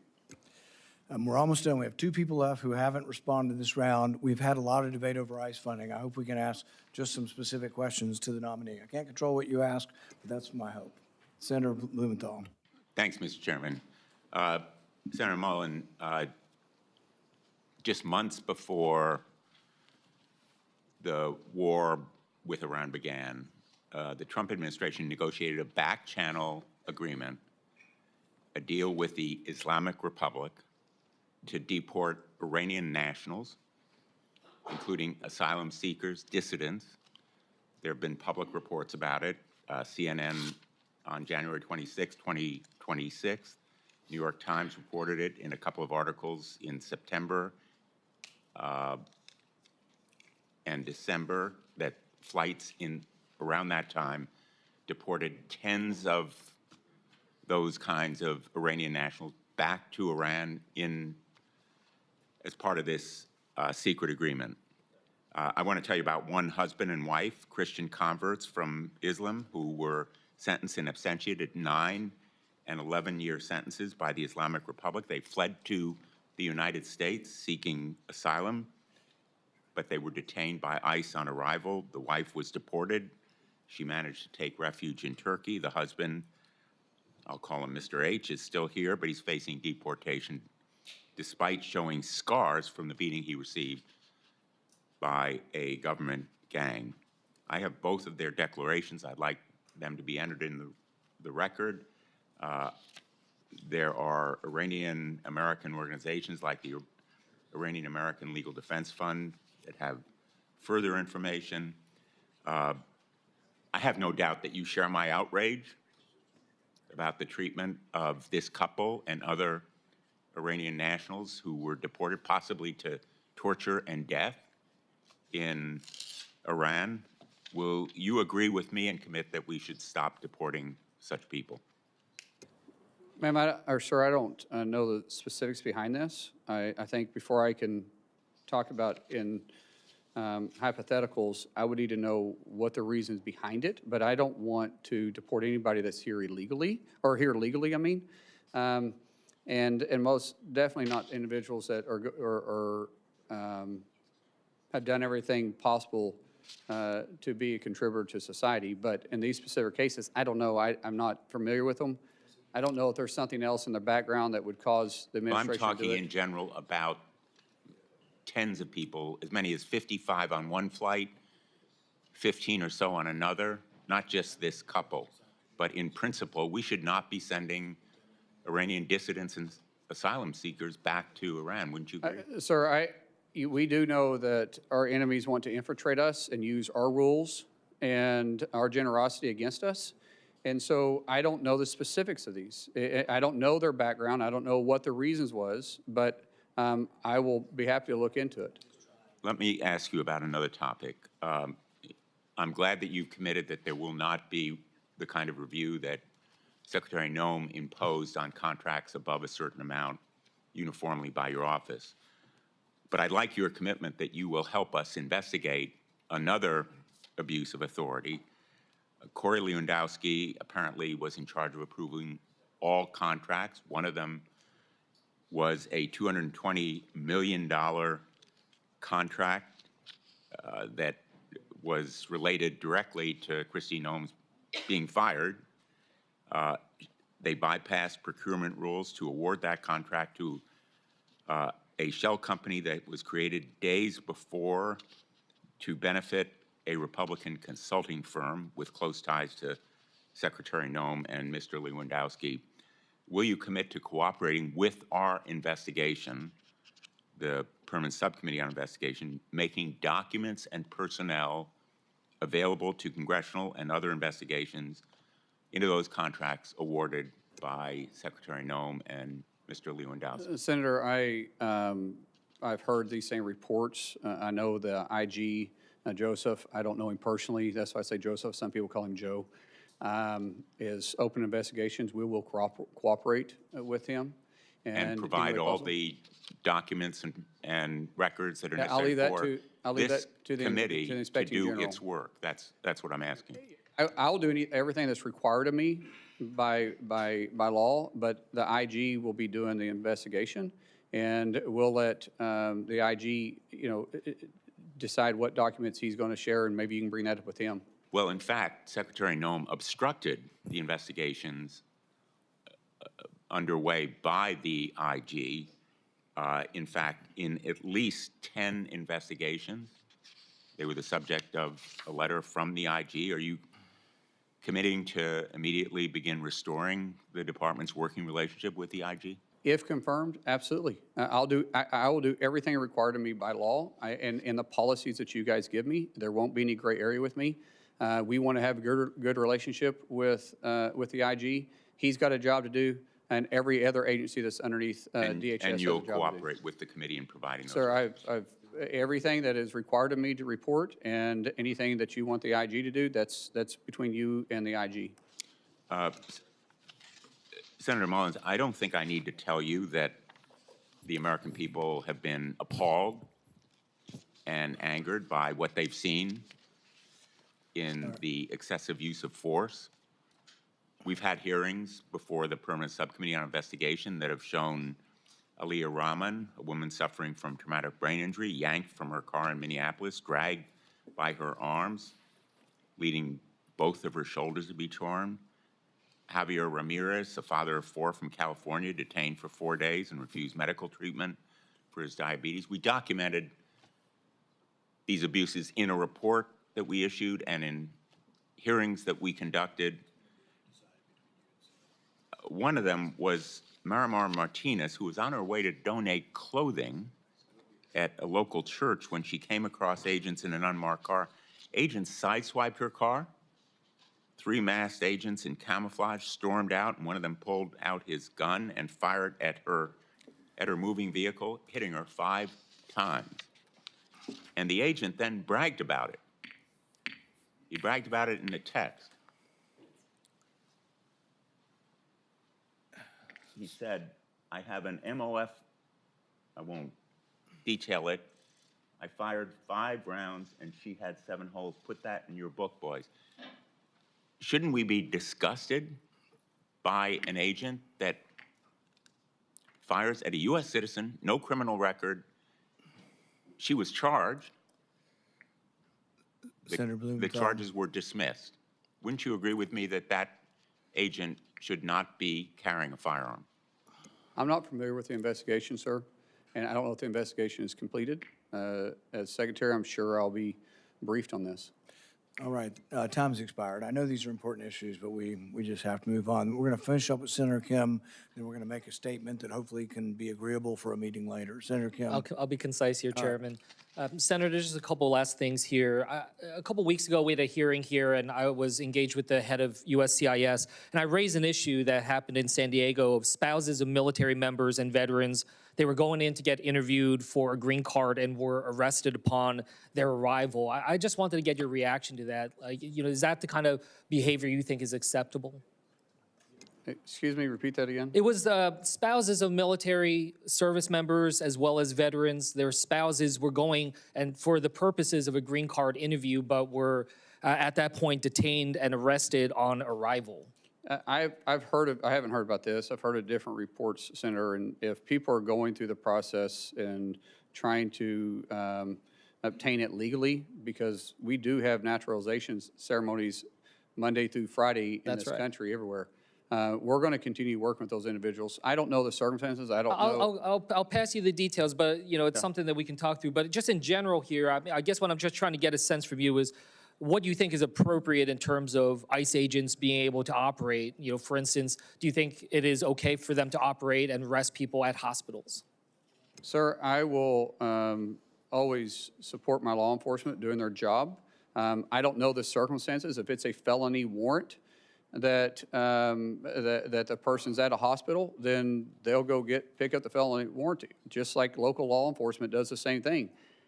And so in general, I think you need to be more specific on what you're talking about. But if you're talking about just doing everyday law enforcement, I think there's a better approach.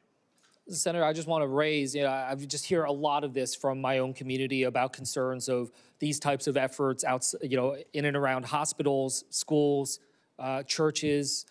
These are things that I hope we can engage on. I know you talked about it with one of my colleagues about polling sites, but these are important discussions, and we don't have clarity on what we are expected to see, and it's causing just an enormous amount of concern and challenge within our communities. Well, Senator, I don't understand what the concern about enforcing immigration at polling places is anyways, because honestly, if you're not a citizen, you shouldn't be voting anyway. So technically, there shouldn't be any illegals at the polling spot.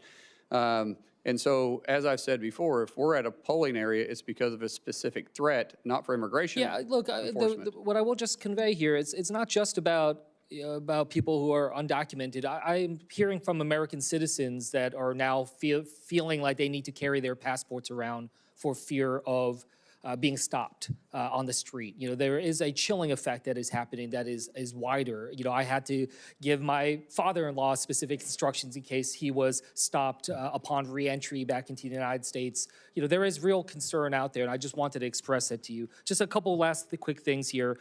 At the detention facility in New Jersey, a different one called Delaney Hall, I was there right after a gentleman died there. And there was really no documentation, really minimal explanation of his cause of death. You know, there was 32 deaths at detention facilities under ICE control last year.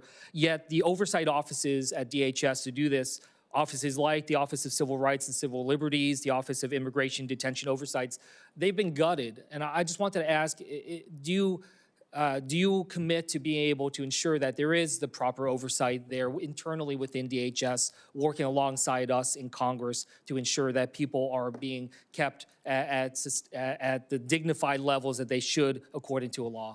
Each facility falls underneath different standards of operation that are in statutes. We will operate within those statutes.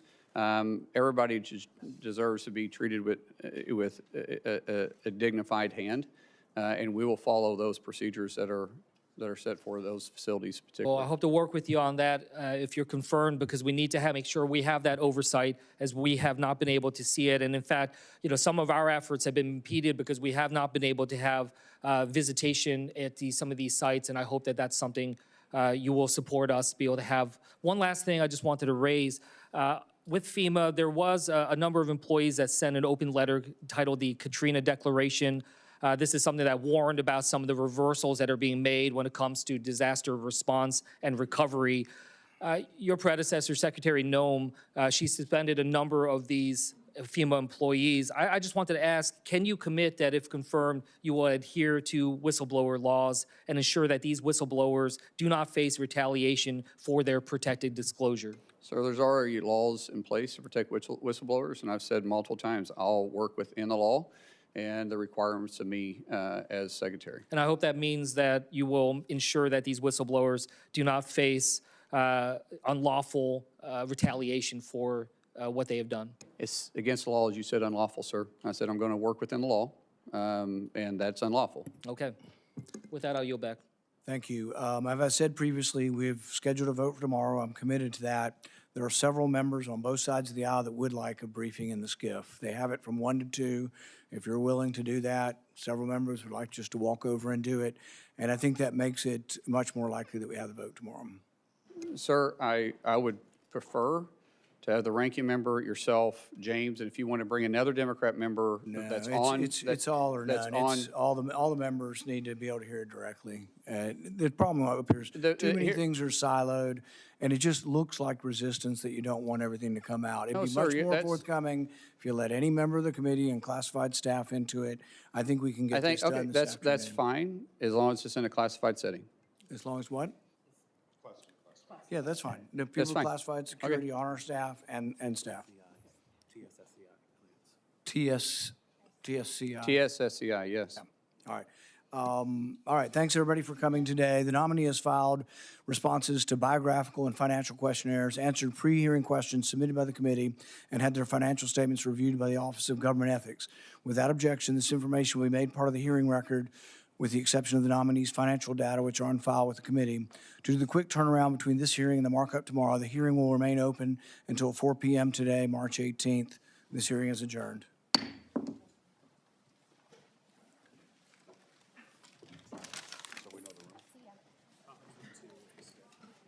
James, conference room 2. Conference room 2.